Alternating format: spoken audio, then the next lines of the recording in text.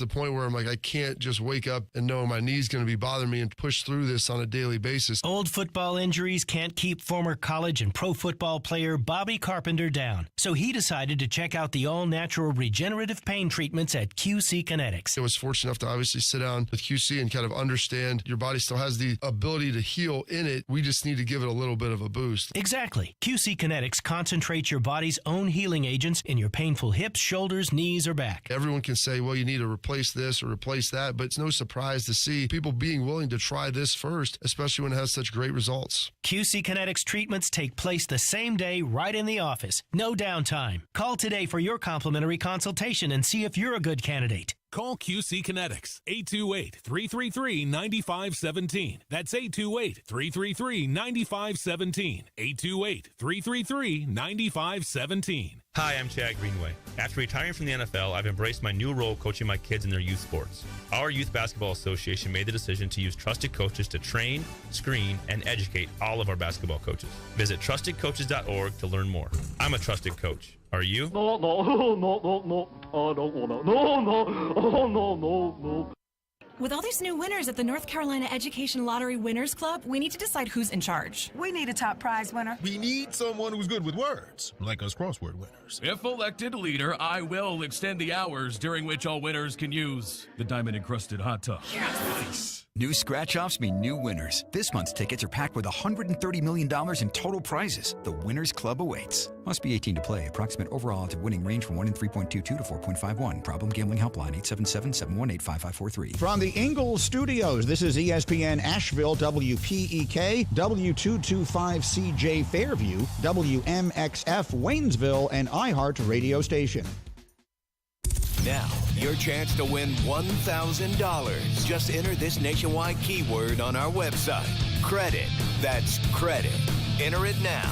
Log on now to ESPNAVL.com. And good luck from your friends at ESPN Asheville. The pounding begins. The wagons are circled. Every wind is raidered.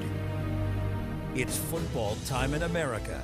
And this republic has never been stronger. The Sportsocracy, Beer City's best sports talk.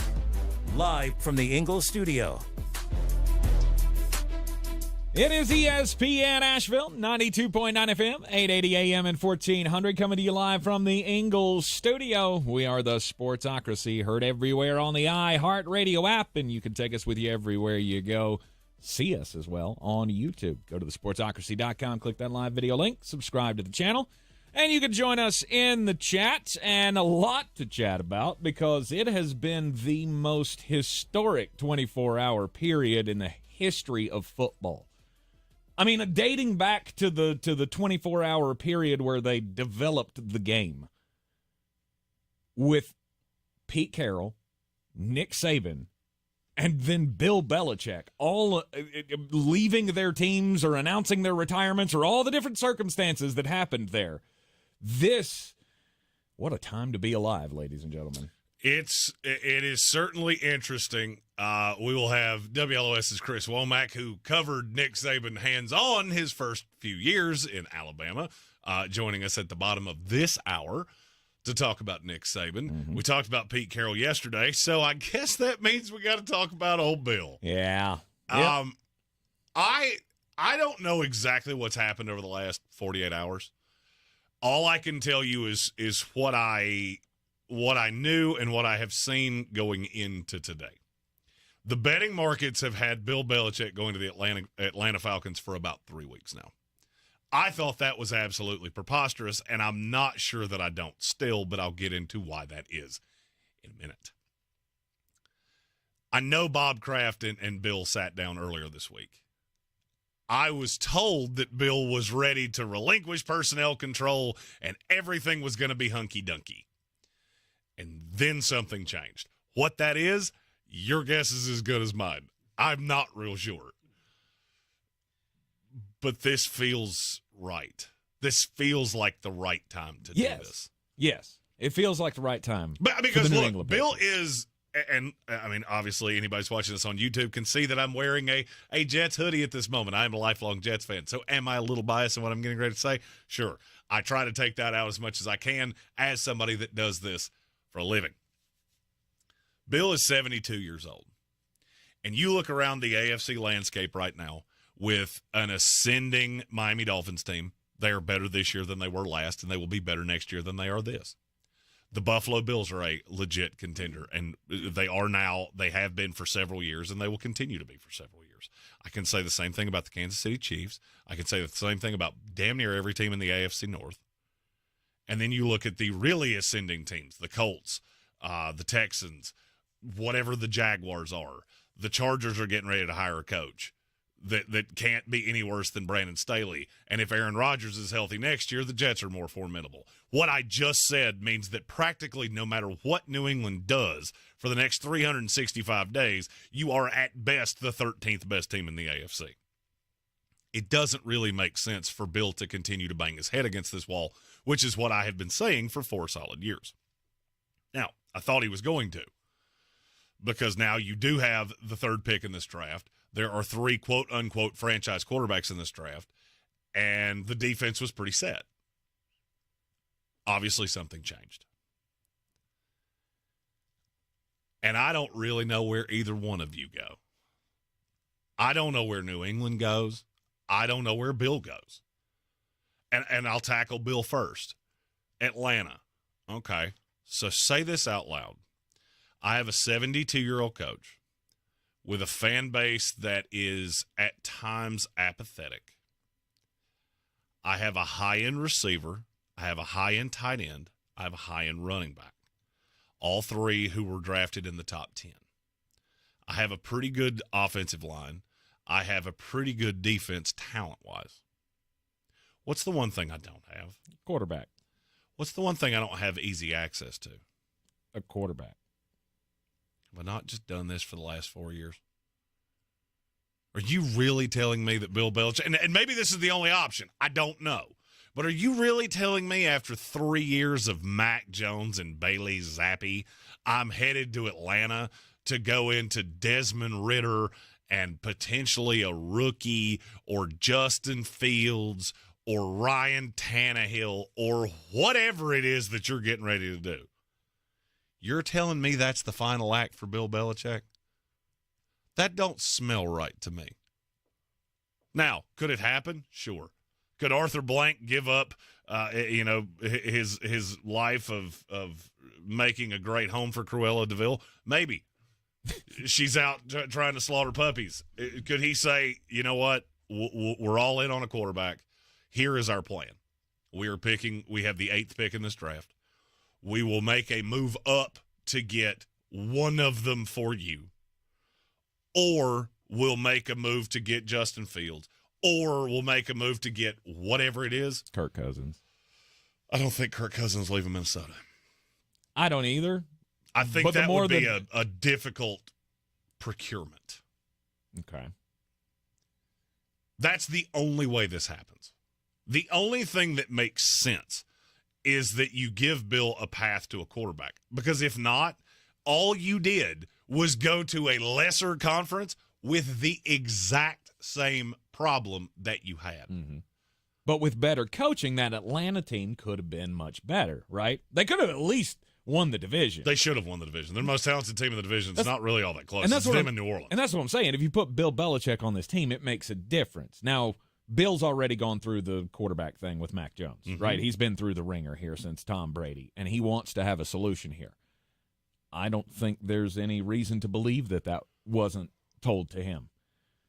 Terry Fontenot sat him down in an office and said, I'm going to do everything I can to get you the best freaking quarterback I can find. What was that name you just said? Terry Fontenot. There's the other problem I have. Mm-hmm. Rich McKay is up in the tower. He's not the GM of this team, but he does have a very high-ranking spot in this organization. Yes. He's like senior vice president. Rich McKay is a guy that I could see Bill Belichick working in tandem with. I don't believe he will defer to anyone. Mm-hmm. I struggle to believe he's going to defer to Terry Fontenot.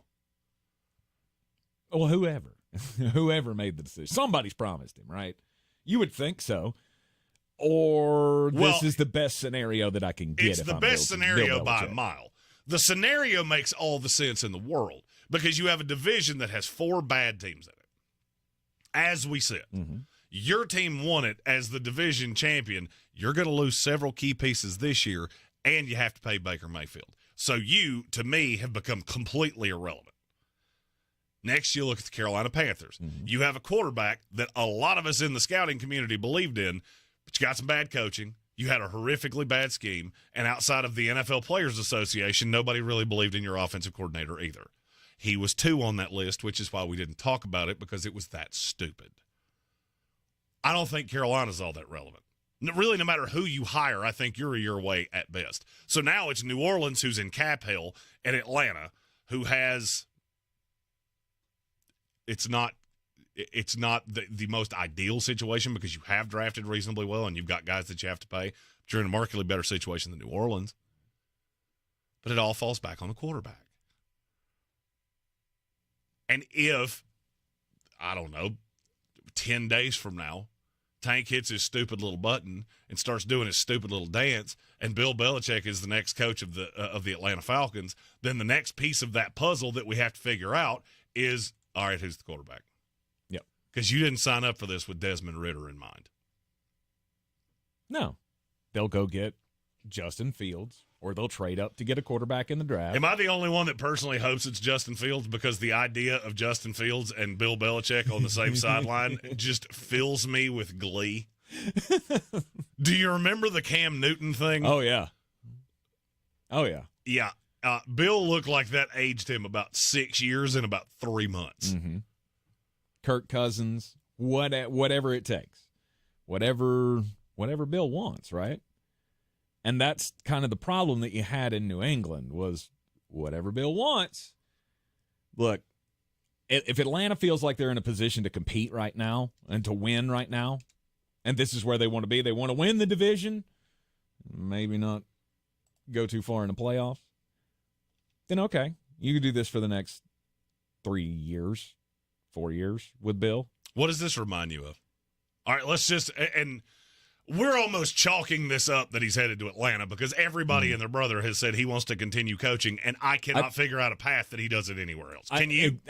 I was getting ready to say there's no other option for him other than David Tepper, and he's not even listening. I can't imagine he would even listen. No, Bill Belichick would not work with David Tepper. I went from the best owner in sports to David Tepper. It's not going to happen. That don't smell right. But that would be the only other team that would give him an offer, I think. I don't know that – I mean, obviously the Chargers have their eyes on Harbaugh. There's just a yeah but with everybody else. All right, so Tennessee, you run into the same thing with ownership. There's been a lot come out about Amy Adams Strunk over the last couple of days, that maybe she didn't love some things that happened with Mike Vrabel, with his interaction with the Patriots. And I just feel like every bit of that Bill would look at and go, I'm good. Whether you want me or not, I'm good. I don't think she would want him in the first place. Washington makes a little bit of sense, but it falls into the same problem of now I don't have a quarterback here either, and I'm in a division where there's 2 teams that are light years ahead of me. By the time we are competitive, I'm going to be on the backswing here. Right. Is Bill willing to basically suck and win nothing for the next 4 years to be the culture builder? No. In Washington? No.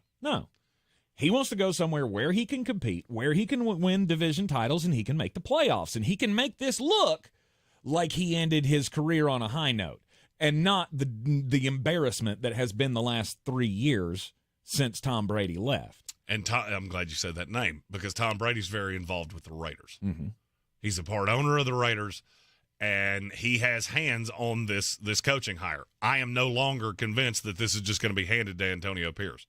I've been told by 3 separate people this morning, watch for Mike Vrabel with the Las Vegas Raiders. He and Tom are very close, and apparently he is very involved. I don't think Tom's going to Bill. I don't think Bill would want Tom to come to him. No. I'm trying to separate myself from you, not intertwine myself with you. Now you're the owner. Precisely.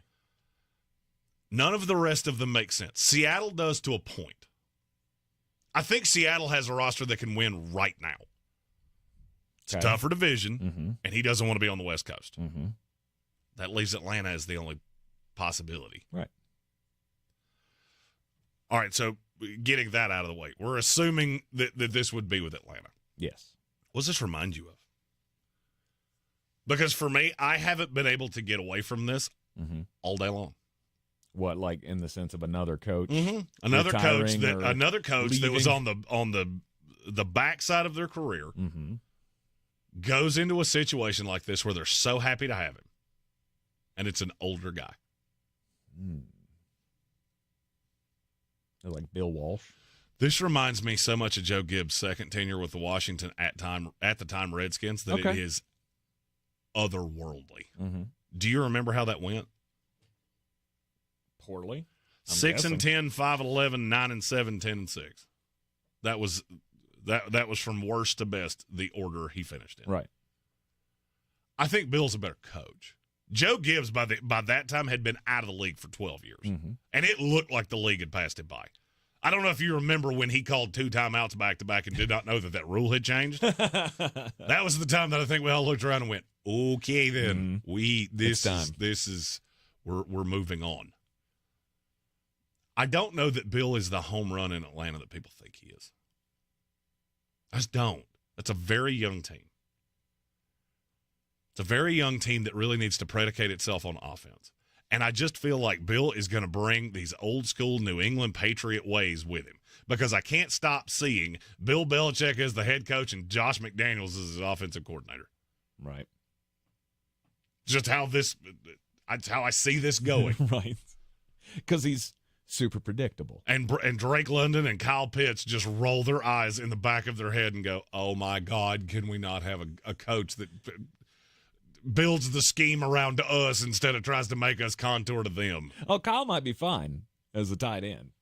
But he's a tight end that doesn't play in line. Yeah, that's true. That's true. He doesn't do all of the things. Right? The only one of those he ever had was Aaron Hernandez, and he had to have one that actually could block to make that work. Right, you had to have Gronk on the other side of it. And sorry, I don't really believe that Bill is running out to do the Jonnu Smith thing again. Yeah, no. Didn't go particularly well the first time. Yeah. It doesn't make sense for me, for anybody, to go down the Bill Belichick path. I just can't see it as a major positive. I got a great kick after, the Saban news came out, and there were so many on social media last night going, oh, look, Bill Belichick is going to go coach the Alabama Crimson Tide. Is there a 19-year-old on the planet that goes, yeah, let me go play for Bill? Not a single one. Hey, Bill, so here's the thing. We really want to push social media, so we want you to hop on this little platform that's got a camera, and it's going to spin around, and you're going to do little cool guy dances like this. This is our new recruit. Yeah, no, he's definitely not. He's definitely not signing up to go recruit in college. There's a 4-star out of Daphne, Alabama, and look at me doing the Charleston out here on this little yada-da-da-da. That's not happening. I don't buy it. No, his only shot is the Atlanta Falcons. That's why that name got mentioned immediately in every story when this came out. Was the Atlanta Falcons have been mentioned as possible, because I think they're the only ones that are interested that he's also interested in. I feel like Seattle is the right call, but he doesn't want to live on the West Coast. That's the roster that makes the most sense, because that roster is ready to win. Are they? Need a quarterback. They have the same problem as Atlanta. Here's the thing. If your job is open, it's probably not because you have a great quarterback. Sorry, Chargers, you're a little bit of an outlier in that. Right. I don't know. What happens when you hire your coach from a directional school in community college? I think he went to the same place that Jimmy Kimmel did. I was frankly shocked. I didn't think I would be, because we've been talking about this for years. It's close. It's at any point. I just never thought it would happen. Oh, I knew the day was going to come. I just didn't think it was going to be this year. I thought if you were going to do it, you would have done it on Monday. That's the part I don't understand. On Black Monday? Yes. With everybody else? Why wait 4 days? Because he gets to own the cycle. That's the only thing I can think of. He doesn't own the cycle. Now you're in the cycle with Pete Carroll and Nick Saban. And I mean, yes, maybe that was the shared plan on social media 48,000 times. I don't really believe that was Bill's plan. I don't know. Maybe. I think there was actually a plan in place that he was going to come back, and they couldn't agree on what that was going to look like. And that leads me into the next most interesting part of this. And you and I have a categoric disagreement on this. And that is where the New England Patriots turn next. You're in the Sportsocracy, and this is ESPN Asheville. Can't wait weeks for your tax refund? Then don't. At Jackson Hewitt, get money today if you're approved for a no-fee refund advance loan on a prepaid card. Book today at jacksonhewitt.com. No-fee refund advance offered to eligible clients. Application required. Loans by Republic Bank. Details at jacksonhewitt.com. Remember, when you're ready to sell or trade in your next car, go to givemethevin.com, because one thing's for certain, I love to buy cars. Sell us your car. Givemethevin.com. So easy you can do it in your underwear. Contact Tax Relief Helpers for details and restrictions. Attention anyone that owes money to the IRS. The IRS has restarted aggressive enforcement actions against taxpayers who owe back taxes that were temporarily suspended for COVID. If you owe $10,000 or more, you must hear this, because now is the time to clear your IRS tax debt. A special toll-free number has been established so you can stop penalty fees, avoid liens, levies, and other hostile measures by the IRS. Call Tax Relief Helpers right now at 800-374-2103. Tax Relief Helpers will provide you with the maximum protection afforded by law. I got behind on my taxes and owed $48,000. I didn't know what to do. I called and they got my bill lowered to just $3,500. I owed $87,000 in taxes and it was scary. I got the amount I owed down to just $3,500. I saved $83,500. If you owe money to the IRS, don't wait another day. Call 800-374-2103 right now before the IRS enforces liens, levies, and other aggressive measures. The call and consult are absolutely free. Call now. Call 800-374-2103. 800-374-2103. 800-374-2103. We're going abroad for the first time in years. To Spain. So we started using Babbel. And started learning Spanish fast. With Babbel, you can start having conversations in another language in just 3 weeks. ¿Cómo te llamas? ¿Cómo te llamas? When you learn a language, you want to actually use it. Babbel is designed with that goal in mind. In just 3 weeks, we're starting to have conversations in Spanish. Gracias, Babbel. Babbel, language for life. Start learning a new language today at Babbel.com. That's Babbel.com. If cleanliness is next to godliness, look around the car right now. Is that very godly? Look, life comes at you fast, but so does WNC Auto Detailing. They have the tools to make your interior look like it's coming off the showroom floor. You don't believe me? Check them out on Instagram. All that filth and years of stains disappear. WNC Auto Detailing does full interior and exterior details with paint correction, and they do wax and ceramic coatings. Call WNC Auto Detailing at 455-3700. Premium care with a Southern hospitality touch. The best season of the year is here. Tailgate season. Monster Brewing presents this season's MVP, The Beast Unleashed. with 4 bold, familiar flavors. With 0 caffeine and 0 sugar. Beast Unleashed is your new pregame ritual. With white haze, mean green, peach perfect, and scary berries, there's a flavor for every fan. The Beast Unleashed. 6% alcohol by volume. Unleashed responsibly. Must be 21 or over. Beast Unleashed available at your local retailer. Now's the time to get in the driver's seat of your career. Ingalls Markets is looking for new regional drivers to join our Lando Sky Distributors fleet. Begin earning paid time off on your first day. Our drivers average $80,000 per year and they're home every week. Lando Sky offers excellent pay, full benefits, and 401k matching. No experience? Apply for our driver trainee program. Visit inglescareers.com to know more. That's inglescareers.com. The Sportsocracy. The ceiling is the roof. Let's make it happen. Let's keep moving forward. Big win last night for the North Carolina Tar Heels over the NC State Wolfpack. We'll be talking with Jones Angell, the voice of the North Carolina Tar Heels, for Tar Heel Time, coming up at the top of the next hour, as we always do. Talking about Bill Belichick. The breaking news that came out this morning that he will not be back with the New England Patriots. We're guessing maybe he ends up with the Atlanta Falcons. I don't think that's I think it's a very educated guess. Well, signs point to. But there's another educated guess that seems to be just reverberating through Vegas of where does New England turn now? Okay, and it is? Gerard Mayo is minus 700 in Vegas right now, to the point that Dave Mason, who has been on this program, tweeted out, we've had to take it off the board because it's getting so much action. Yep. And now I can't – and now this is – I try to be an impartial man, and I try to be a good man. But this is the New York Jet fan in me talking. Please, God, do that. I really want you to hire Gerard Mayo. Not because I don't think he's a good coach. I just want you to sound this out. So you just had a year where offense was your problem, right? Yes. Without a doubt, that was your problem. Yeah, you couldn't absolutely. score points because you didn't have enough talent. Mm-hmm. Defense was not really your problem. So you're going to bring in a defensive head coach. Oh, and by the way, the entire staff, how many of them you think stay with Gerard? Shot callers on the defense, how many of them are going to Bill, including but not limited to his son? Mm-hmm. Yeah, I'm going to bet they go with Bill. Maybe you keep Bill O'Brien. Are you out of your mind?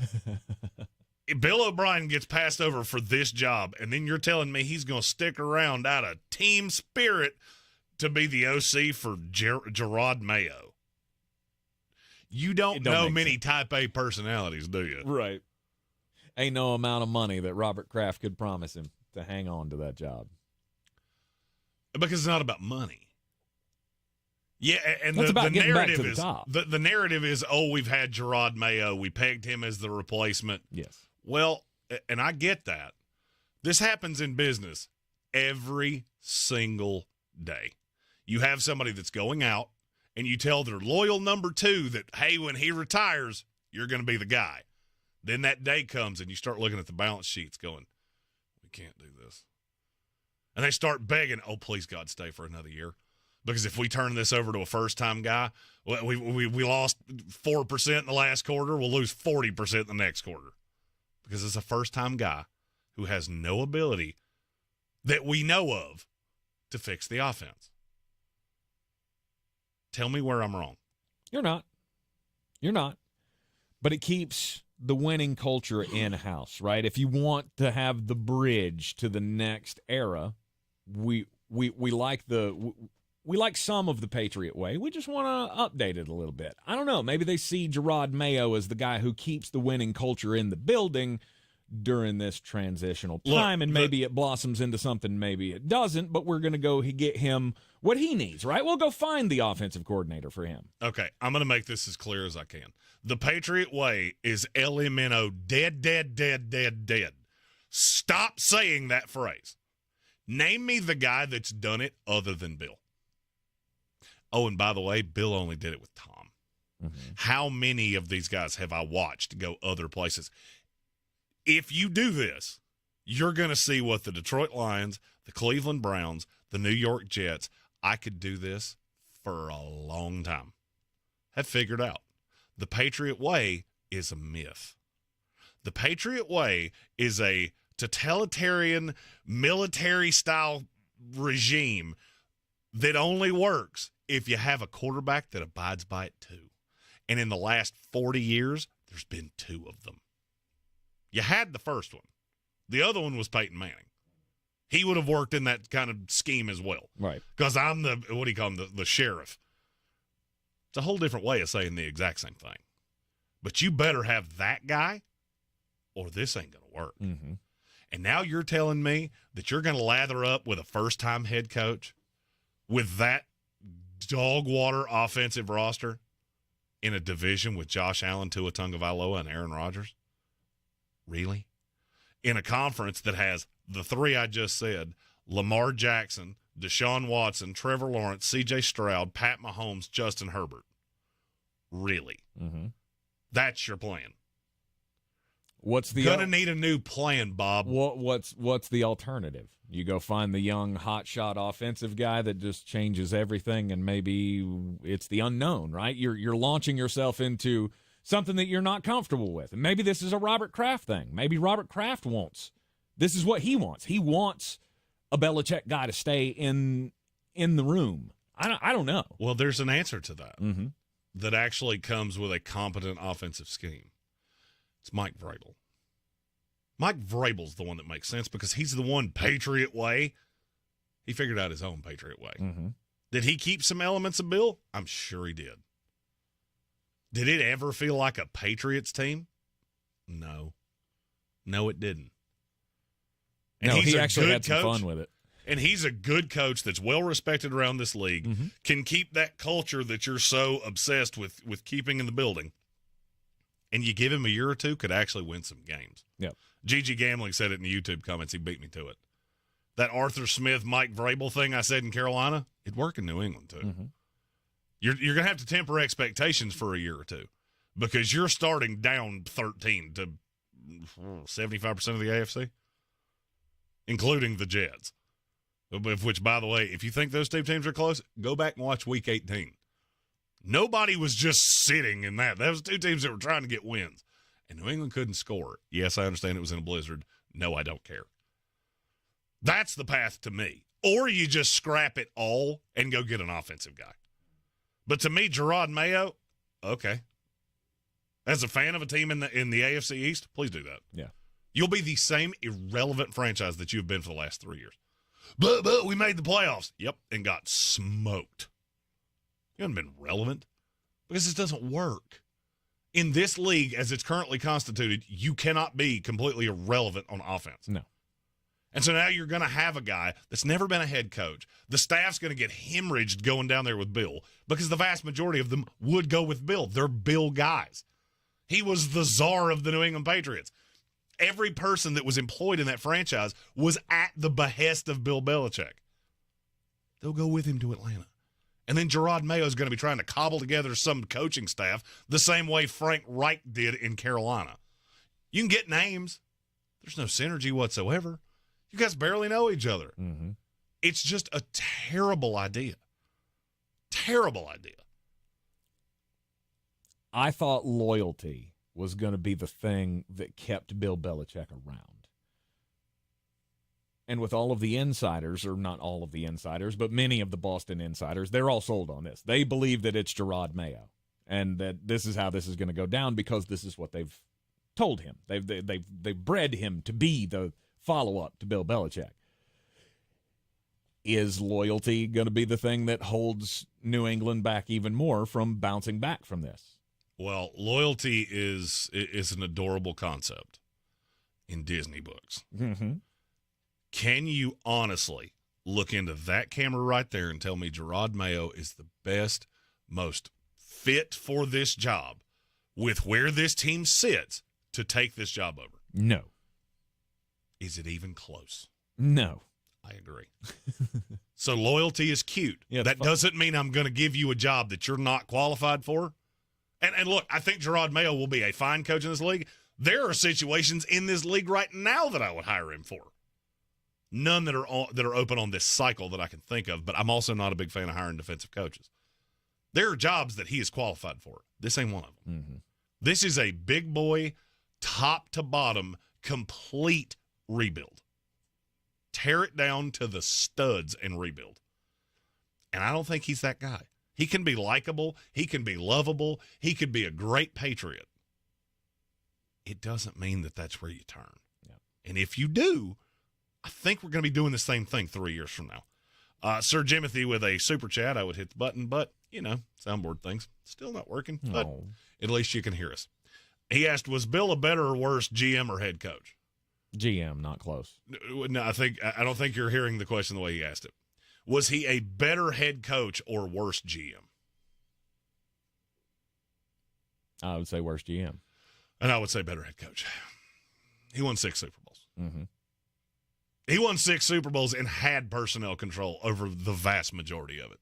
That's how good this system was at a time. Look, he was never a good drafter. Tank can tell you, since we've been doing this show, it has driven me crazy that Bill Belichick could continue to win being this bad in the draft. Because I'm a draft guy. That's not how this is supposed to work. That's how elite Tom was, and that's how good of a coach Bill was. In the final hour of this program, Daily Draft will be drafting best football coaches ever, and that's across college football and the NFL. And my contention is that we probably have had 3 that belong in that top 12 that have lost jobs in the last 3 days. You're in the Sportsocracy. This is ESPN Asheville. This is your Exergen Temporal Scanner weather forecast on ESPN Asheville. Another high-impact weather event. Right now, the rain looks like it's not going to be as heavy. The wind's not as strong, but still a wind advisory kicking in tomorrow morning. Sunshine, and this afternoon, actually not a bad January afternoon. 55. Tonight down near freezing. Clouds will increase tomorrow. Windy, 48. Winds gust 40-plus miles per hour with a chance of showers in the afternoon. Chance of showers, maybe a thunderstorm early Friday night. The chance of thunderstorms greater east and a greater chance of severe weather. Sun returns for the weekend. I'm meteorologist Ray Stidgick, a Weather Channel. This report is sponsored by Jackson Hewitt Tax Services, home of the Money Today guarantee. Can't wait weeks for your tax refund? Then don't. At Jackson Hewitt, get money today if you're approved for a no-fee refund advance loan on a prepaid card. Book today at jacksonhewitt.com. No-fee refund advance offered to eligible clients. Application required. Loans by Republic Bank. Details at jacksonhewitt.com. Are you curious about QC Kinetics? Let me tell you what we do. That's Dr. Daniel Zuckerman, a medical director at QC Kinetics. We treat people who have joint pain, and we use your body's healing properties, the things that you already have in you, in your blood, to heal your knee pain, your joint pain, your shoulder pain, your back pain. You have everything that you need in you already. The same natural process that heals a cut on your finger also works inside your body. And so what we do at QC Kinetics is take those healing properties, concentrate them down from your body, and put them where they need to go. We are the experts in regenerative medicine. That's all we do. And best of all, there's no surgery, no downtime, or harmful drugs. This is the future of medicine. And your consultation is completely free. Call QC Kinetics, 828-333-9517. That's 828-333-9517. 828-333-9517. Unlike other health concerns, mental illness is not always easy to see. Depression won't show up on an eye chart, and you won't find PTSD by looking at a thermometer. Sorting out a mental health concern takes professional diagnosis and treatment. Anxiety won't just go away under a bandage. If you or a loved one has a mental health concern, call 1-800-662-HELP for free and confidential information and treatment referral. Learn more at samhsa.gov/support. Think It Up is an initiative to activate student-powered, teacher-led learning projects. Students and teachers, how can you spark great learning experiences in your classrooms today? Join at thinkitup.org. Running a small business is no small task. At Home Trust Bank, we work hard to prepare businesses for whatever tomorrow may bring. Your dreams are our business, and we have local experts who can help you plan for a successful future. Dependable guidance you need and service you'll appreciate. At Home Trust Bank, we take your small business banking personally. Visit your local Home Trust branch or anytime at htb.com. Member FDIC. If you're looking to buy, sell, or invest in real estate in the mountains, you need to call the agents at Clarissa Sells WNC, brokered by eXp Realty. Check us out online at clarissasellswnc.com. Download our free app on Google Play or the App Store. Type in Asheville Home Search. You'll be able to connect with our team and see all the available homes for sale in our area. For more information, contact us today at 828-774-6343 or clarissasellswnc@gmail.com.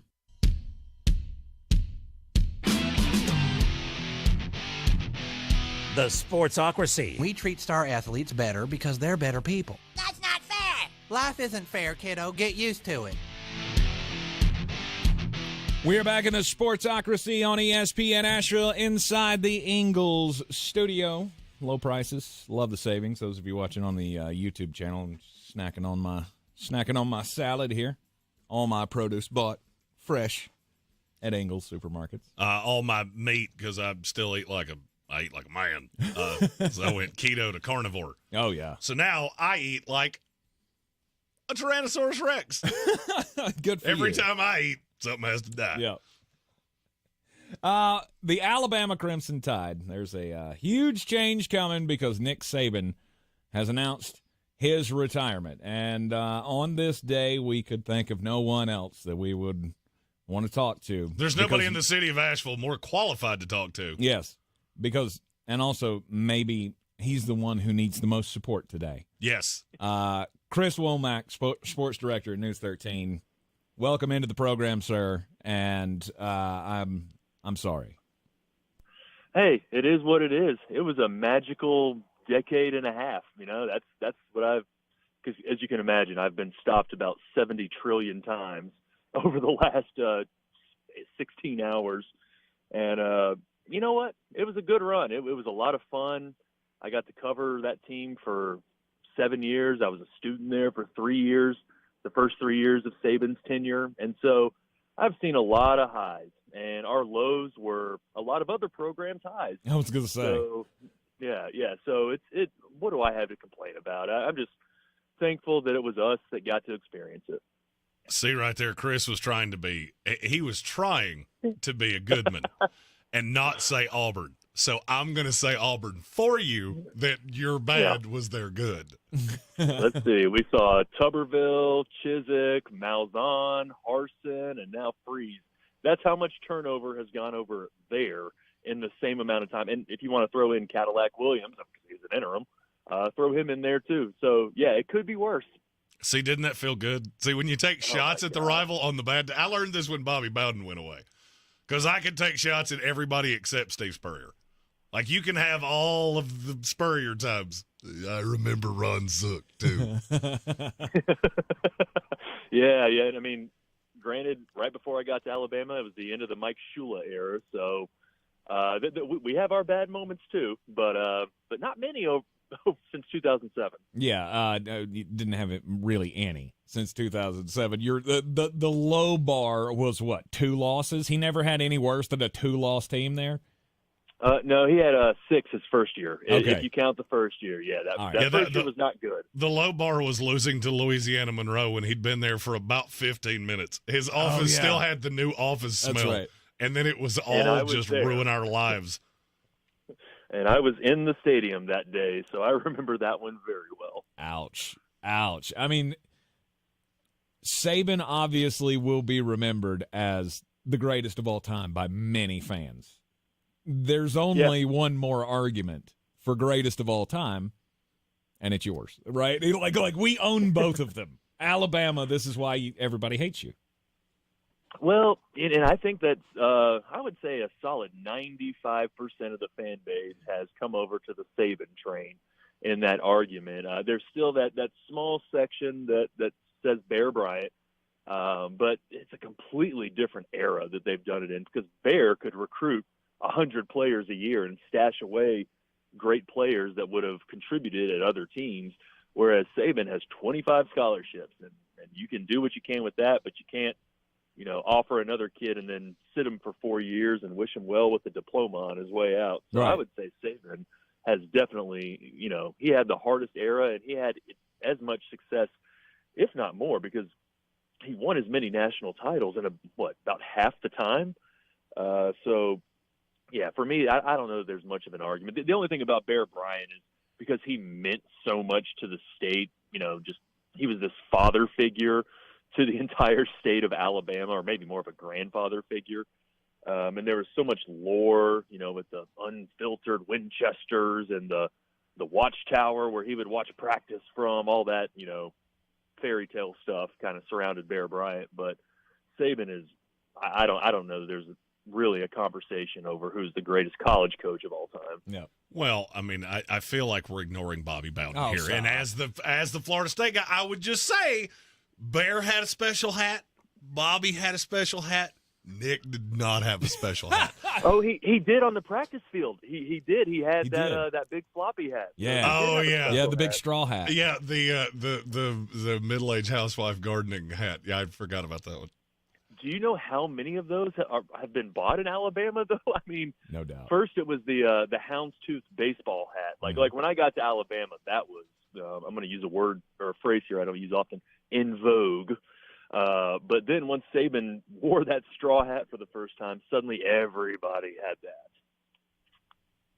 Didn't he have one that had the green visor in the middle of it? I feel like that was the one that you see at like the shuffleboard courts down in Florida. I feel like he had that at one point too. That one didn't take off.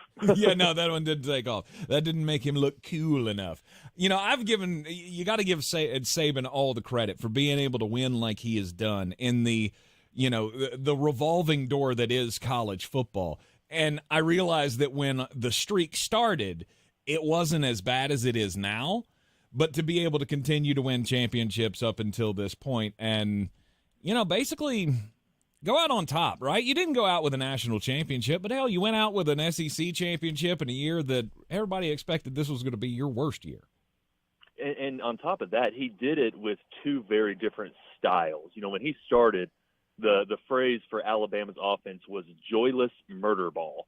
And they would just pound you into submission. Maybe they would only score 21 or 24, but you wouldn't score any. So they were still winning dominantly. But then the spread offense came. And at first he tried to outlaw it. He threw that out there. But then he went and got Lane Kiffin to revolutionize the offense, started recruiting guys like Jalen Hurts and Tua and Bryce, guys that could excel in that spread offense. The first spread quarterback was Blake Sims, if you remember that. And he was breaking Alabama records under Lane Kiffin. So, he wasn't so steadfast in his ways like some other college coaches that don't reside too far from where we are right now, that they refused to change. He changed with the times, and he started recruiting two different defenses. He would have the defense for the spread teams, but he would always keep those big meat eaters like Jeremy for the LSUs and the Arkansas, because he knew that he still had to defend some run-heavy teams, but the Auburns and Ole Misses of the world, they were going spread, so he got those faster, smaller linebackers and defensive linemen that could chase down receivers in the flats. And so I think that's the really remarkable thing about him, is that he didn't just go fall on his sword. He didn't just die on that hill of old school football. He changed, and that's another reason why he's the GOAT. So when the news broke yesterday, there was only one question that I kept asking, and I have a theory on why, but I'm curious if your theory and mine are the same. Why now? Is it just age, or is it all of the changes in the sport and just coming to a point where you go, I don't have to do this. I don't have to spend all this time recruiting to have half the classes leaving the transfer portal, and then I got to jump in the transfer portal too to do the same thing. Well, and you have to recruit your own team every offseason as well, because you got to try and keep your guys from hopping in the portal. So I think that's exactly why it's now. He cited health issues, but if you look at the guy, he's 72 and looks 42. I was about to say, he looks younger than me. He's old enough to be my grandfather, and he looks younger than me. Yeah, so I don't know what's going on inside the body. There very well could be a health issue, but I don't know that I necessarily buy that. I think you're right. I think it's that he's tired of what college football has become. It's not what he's done for 5 decades, and so he doesn't want to do it anymore. I think that's exactly why, because college football is, it's basically the minor leagues, but they have their own free agency every year. It's not like there's a big league team that trades the minor league players. They're going amongst themselves. You look at Quinshon Judkins, the Ole Miss running back. He's at Ohio State all of a sudden. And I don't think Saban, it used to be he would recruit these 5-stars. I think of a guy like Deshaun Hand, who was the number 1 player in the country coming out of high school. And he did not start at Alabama until he was a junior. And today, that guy's in the portal maybe before his first fall camp is over. So, there's no more player development at a given school. It's just hop around to the best opportunity. And that's not what he likes to do, and apparently it's not what he's going to do. So as the Alabama superfan, the alum, what do you want to happen now? Oh, I'll be honest, I want D'Amico Ryans. That's exactly who I would love to have, but that's not going to happen. No. My next choice is Kirby Smart. That's also not going to happen. Nope. Can't have it. So now, I don't know that that's as he's not even going to listen as people are making it out to be. Could they offer him enough money? Oh, look, with type A personalities, there is always a number. You can get me to listen to anything, whether he would jump or not. Is there a number Georgia wouldn't match? No, they wouldn't. And Alabama he's an alum. Also, exactly. That's the big thing. He's not an Alabama alum. No. He's a Georgia alum, and now he's won 2 national championships. He's going to have statues. He will be buried in Sanford Stadium next to Ugas.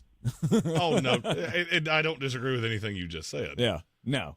He might take the phone call out of respect to Nick, but he's not. Yeah, that ain't happening. Yeah, the big name that everybody was throwing out there immediately was Dan Lanning. And I even, an old coworker of mine who has an internet show in Birmingham, Jim Dunaway, he reported last night that Dan Lanning was on his way to Tuscaloosa if he wasn't already there. Well, about 30 minutes ago, Dan Lanning tweeted out a video, and the last couple seconds of the video, it says, "And I'm not leaving." So to me, hey, Nick Saban said he wasn't leaving Miami too, so maybe that's not the nail in the coffin that it should be, but it sounds like it is. So you start looking at the next level of guys. I mean, Jeremy, Mike Norvell's obviously a guy that a lot of Alabama fans would be pleased with. There's always been this faction that likes Lane Kiffin, and you know what? If you've got to play in the portal pool, who better than Lane Kiffin? I mean, that's a guy that what he calls himself, the portal king or something like that. He's killing it right now too, and he lost 2 of the top 10 transfers in the country that went out, and he's still got a top 3 transfer class. Yeah, so I mean, Lane Kiffin is a somewhat obvious choice as well. And for a while there, Alabama fans assumed it was going to be Dabo Swinney that eventually would take over for Nick Saban. But I think that train left 5 years ago, maybe after his second national title. I think that he had kind of cemented himself at Clemson. Now, again, there's a number, and Dabo has been a little critical of the Clemson fan base and how expectations have gotten there. But if you think Clemson expectations are bad, go to Tuscaloosa, because even though they were a playoff team, there's a large number of people that think this year was a failure, regardless of how it started out. But I just don't see Dabo Swinney. The guy that I would have loved to have seen and that I would have been thrilled with was Mike Elko. And I get it. He had only been 2 years as a head coach, but he had so much success at Duke. He talks like Nick Saban in terms of the old school mentality and doing things the right way, not taking shortcuts. And Lord, he led Duke to a top 20 ranking. The last time that happened was I don't know if Cutcliffe ever got that high, but I mean, we're talking about Spurrier days when it comes to the level of success that Elko reached. But obviously, he's probably out of the mix at this point. But I don't know. I mean, I told you my top 2, and they both seem unattainable. As a Georgia fan, I think you should go with Jimbo Fisher. Oh gosh! As a Florida State fan, let me just go ahead and tell you: don't make that call. They should call me before they should call Jimbo Fisher. Yeah, as I told Jeremy last night, I would rather have a player coach the team for a couple seasons than either Jimbo Fisher or James Franklin. I don't know if you saw that tweet. I can't remember. It was one of the ESPN people, I think, that put it out there with the buyouts of the prospective targets. And about 12 minutes after he put out the original, he edited it to include James Franklin. Like, come on. Nobody has done less with more than James Franklin. Well, if you really like teams that play good defense and can't score under any circumstances, James Franklin would be a great hire. Yeah, I mean, maybe if he had a good offensive coordinator, it would be a decent hire. I don't know.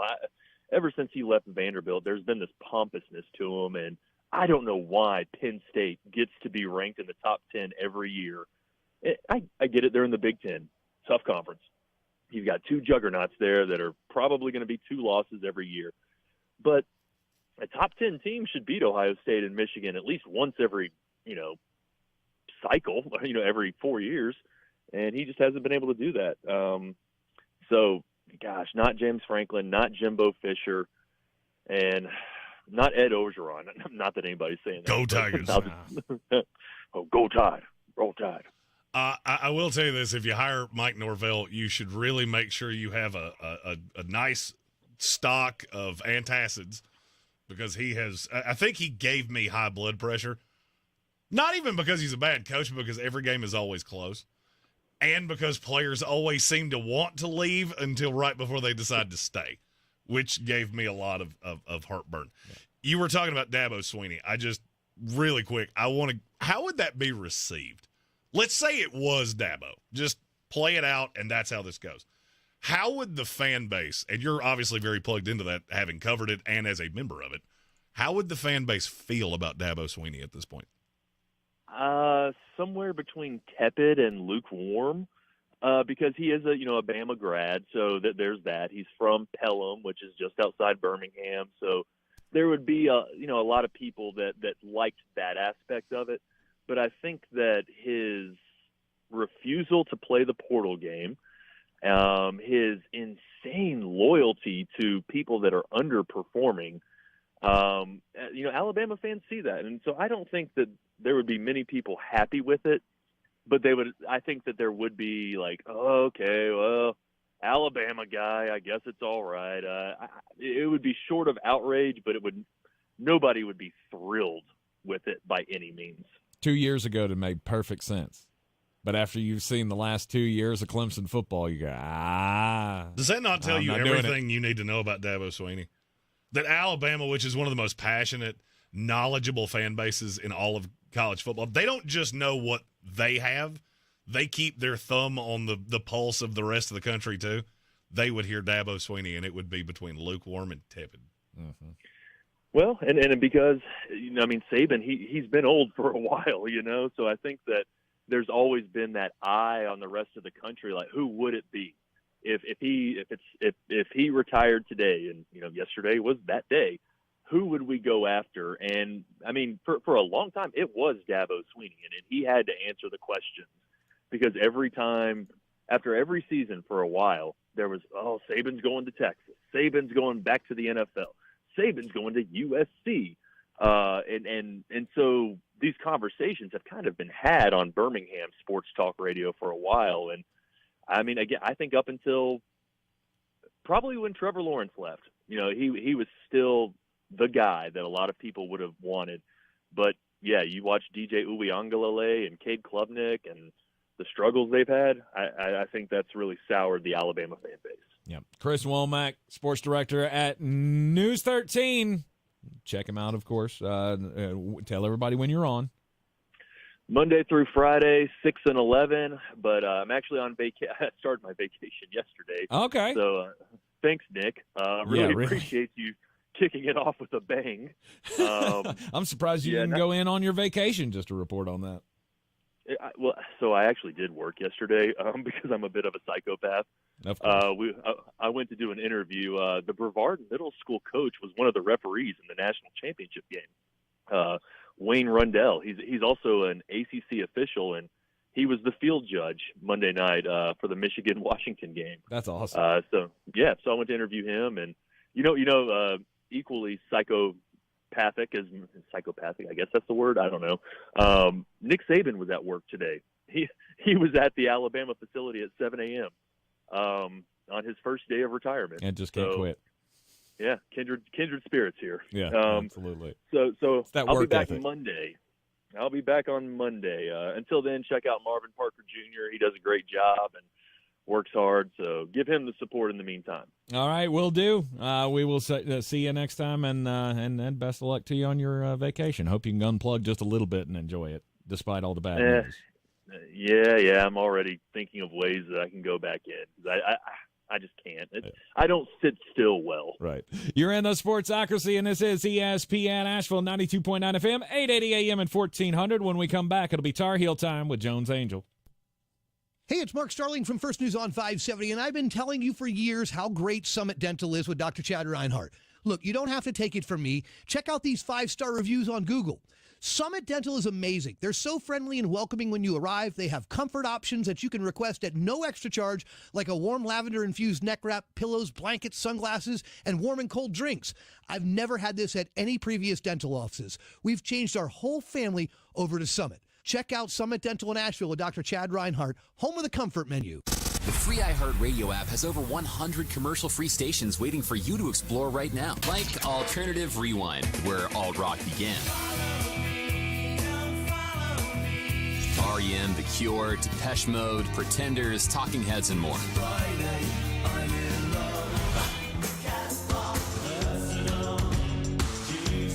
Just open the free iHeartRadio app, search Alternative Rewind, and listen now. Try something new for 2024. iHeartRadio. Free never sounded so good. Enjoy the best of Asheville's food scene during Asheville Restaurant Week, January 16th through the 22nd. More than 40 local restaurants will offer special menus from casual to fine dining. Show our local restaurants some love. AshevilleRestaurantWeek.com. At Ingles, we're proud to work with hundreds of local farms and businesses in the communities we call home. Not only does it ensure that you get top quality fresh items for your family table, it's a way for us to support the amazing individuals who pour their heart and soul into delivering the very best they can do. Quality, freshness, community, it's all in the bag. Ingles, low prices, love the savings.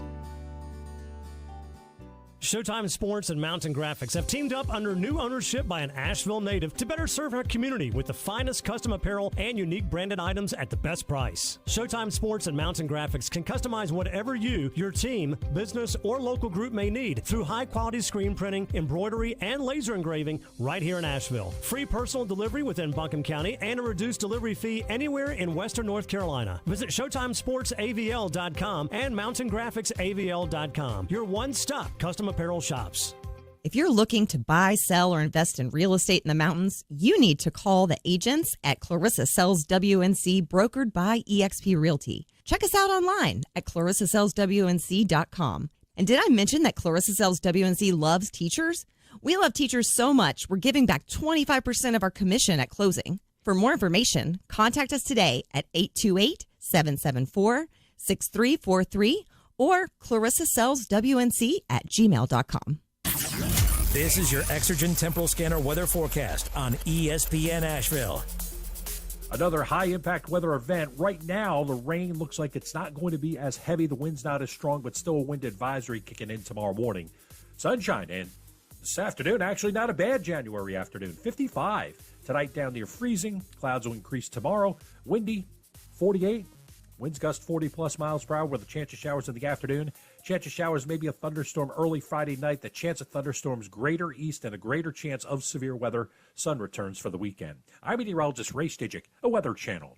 Our state's future begins with our students. That's why the North Carolina Education Lottery has contributed over $10 billion to education. Through scholarships, school construction, support staff, and pre-K programs, lottery dollars move our state forward, helping students become the best versions of themselves. Visit movingncstudentsforward.com and share how your student or school community has benefited for a chance to earn $2,000 for your story. Must be 18 to play. Problem Gambling Helpline 877-718-5543. From the England Studios, this is ESPN Asheville, WPEK, W225CJ Fairview, WMXF Waynesville, and iHeart radio station.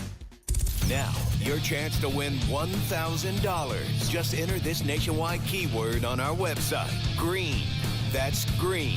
Enter it now. Log on now to ESPNAVL.com. And good luck from your friends at ESPN Asheville. The Sportsocracy. It fires me up, man. I love it. Say it one more time. The Sportsocracy. Shake it back! Beer City's best sports talk. It is gross. Just earlier. They are mature, actually. You just have to get to know them better. Your lunchtime dose of dumbassery. Live from the England Studio. It is ESPN Asheville, 92.9 FM, 880 AM, and 1400. The Sportsocracy is heard everywhere you go on the iHeart Radio app, and you can see us live on YouTube. Just go to thesportsocracy.com. Click that live video link. Subscribe to the channel so you can join us in the chat each and every day. And it is a Thursday. It's the middle of the program. So it's Tar Heel time with Jones Angel, the voice of the North Carolina Tar Heels. The undefeated in ACC play North Carolina Tar Heels, the first place in the ACC North Carolina Tar Heels, and, of course, dispatching of the NC State Wolfpack last night. How you doing, Jones? Oh, Tank, I'm doing great, and, yeah, it's certainly been a nice run here for Carolina, winning all three of those road games right in a row, and against, I think, solid teams in Pitt and Clemson and NC State, and I don't think Carolina played its best offensively, really, in any of those games. The Tar Heels have gone through a little bit of a stretch here where they're not shooting particularly well and having some difficulties on the offensive side, just being as fluid as we have seen them at times this year. But what they've done is really won it with defense and with rebounding, and that's something that Hubert Davis has harped on with his team. That he feels like if they do those two things and take care of the basketball, that's his other real point of emphasis, that he feels like they can beat anybody. And so it's been good for the Tar Heels and also interesting to see that I think they've won these games in a little different way than we saw them win maybe some of their big games early in the year when they beat Arkansas or beat Tennessee. I thought they did that with just some incredibly efficient offense. But these games they've won by just being physical and competing and playing great defense. And so that's been fun to see and certainly a great beginning to ACC play for Carolina, sitting here at 4-0 with 3 of those games being away from Chapel Hill. Well, they've certainly nastied out the last few wins, as I like to say. NC State last night, it was close ball game there midway through the second half, and then we were just kind of able to pull away. But, I mean, when you're able to apply the kind of pressure that the Tar Heels are able to apply on the defensive end, it's going to be hard for anybody to shoot the ball. And NC State, the stat I heard was that NC State's shooting performance last night, shooting 26.9% from the floor, was the worst shooting percentage that they've had against the Tar Heels since like 1954. Yeah, it was in the ACC era, the lowest field goal percentage. And I don't say this to call anybody out, it's just a fact that the stats were kind of a moving target last night, and in fact, a new box score essentially has been sent out this morning. Oh, really? Because there were some inaccuracies with the post-game box score. And so I think State ended – I mean, now we're sitting here, these are very slim margins here, Tank. They ended up, I think, taking away one field goal attempt that they had for State, so they ended up shooting a little better than what was originally reported. Okay. But it was still not very good. And it's still, your point still remains, because I think it's still a fact that they ended up shooting, I think, 27.3%. So again, we're not talking about a major change here. But it still remains that it was the lowest field goal percentage against Carolina by State in the ACC era. And more importantly, it continues this trend for the Tar Heels over the last 5 games. So that's from the Oklahoma game now moving forward through the NC State game. And we talked about this some last week, Tank, where those defensive numbers for Carolina are not just good. They are excellent. They are elite. You know, you've got teams shooting in the low 30s from the field and the mid-20s from three-point range and averaging, I think it's now dipped below, on average, 60 points per game in this 5-game stretch. Now, have opponents miss some shots that they might make at other times? Of course, but that's basketball. That's going to happen sometimes.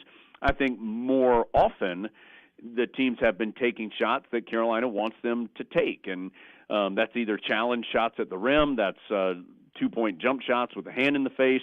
You know, those are the shots that Carolina wants the opposition to take, and they've done a good job forcing them into that and getting positive results from that. I also think, and you saw it really in all 3 of these road games over this last stretch, but particularly the Clemson and the NC State game, that Carolina competed and competed and competed and then got to the point where all of a sudden the offense found its footing. And that game last night against State, you know, that lived in the 2 to 7 point lead for the Tar Heels for most of the second half, at least the first 10 minutes of the second half or 12 minutes of the second half. And then all of a sudden the Tar Heel offense found itself, and in the blink of an eye it was a 17-point game. And so for Carolina, if it can have that offense be a little more consistent, like we have seen it earlier in the year, and still be able to keep up this defensive intensity, all of a sudden you have some pretty exciting prospects for what the Tar Heels can do. But right now they are just pleased that they have been able to fight their way to these 3 consecutive wins, and 5 wins in a row in total, and understand that certainly the journey is not complete, and they've got another good team in Syracuse coming to Chapel Hill on Saturday. But I think they're very excited about what they've been able to do here as of late. As they should be. Hubert should be very proud with this team. I think it's the best defensive team that he's had. There's no question. And I would say that this, that stretches back to some of Roy's teams. I can't really pinpoint it, but maybe it'd be the 05 championship team. At least statistically, you have to go back to 2015 which was that team that was starting to grow into the group that would go to back-to-back championship games in 16 and 17, and of course win the title in 17. That year in 15 in particular, Carolina had a solid team. I think they were a 4 seed in the NCAA tournament, went to the Sweet 16, lost to Wisconsin, who eventually lost to Duke in the championship game. But that team, at least statistically, is the last time that you have numbers that are similar to what the Tar Heels have done defensively to this point of the year. And that was a very solid defensive group. You had Marcus Page, who was an underrated defensive player, really good defensive player. Of course, we know what he did offensively. Bryce Johnson, J.P. Tokoto, Nate Britt coming off the bench, some of those guys coming into their own. A young Joel Berry was on that team, a young Theo Pinson. So some of those players that were on that particular team. So it's been, you're looking, that doesn't feel like that long ago, but almost 10 years ago now that Carolina had at least similar defensive statistics to what they're putting out there right now. I don't think there's any question that it's the best in Coach Davis's short tenure here now in his third year as the head coach. And what makes it different, Tank, from the last couple years is that I do think it's a full team defense. Like Leaky Black was an excellent individual defender, but I think Carolina is in a much better place as a team defense with the full buy-in from what is happening team-wise right now. And some of that's they have some really good individual defenders like Seth Trimble and Cormac Ryan's a really good defender. I think Jalen Washington's a really good post defender. He came in and did a great job with Baycott in foul trouble against DJ Burns in a individual matchup where he's given up, 60, 70 pounds to Burns, and did a good job against him. So there's some good individual defenders, and I think there's some good buy-in on the team level defensively that has allowed that to happen. Yeah, the pressure never goes away for a Tar Heel team. Obviously, with the name across the chest and the colors, right? We all know that the pressure never really turns off. I just worry about how a team responds when the pressure turns up, because now you're 12-3, first in the ACC, 4-0. People are going to expect. Now we're at the top. Now we're ranked at, and God knows where we're going to be ranked after this week, because it's been a bloodbath for everybody in the top 5. 4 out of the teams, or maybe 5 out of the teams that are ranked in front of the Tar Heels this week have lost. So it's only going to get more and more as the success comes, and it's how that team responds that's really important. Yeah, and I think Carolina's done a good job. Hubert Davis has done a good job reminding them that this is, and Roy Williams always beat this drum correctly, that it's the journey, right? You at this point in time, yes, the Tar Heels are positioned in a very nice spot, and they've earned that position. But it is the journey that is the real focus. And you've only played a fifth of your ACC schedule, so you still have 16 games to go, and there's some big-time games in there. There's 2 games against Duke. There's a trip to Miami. There's 2 games with Syracuse. There is another game against Clemson. There's a matchup in Charlottesville against Virginia. So, there's still so much to go for Carolina. But I think what has been encouraging is that you have seen all of these pieces come together. But I also think, Tank, that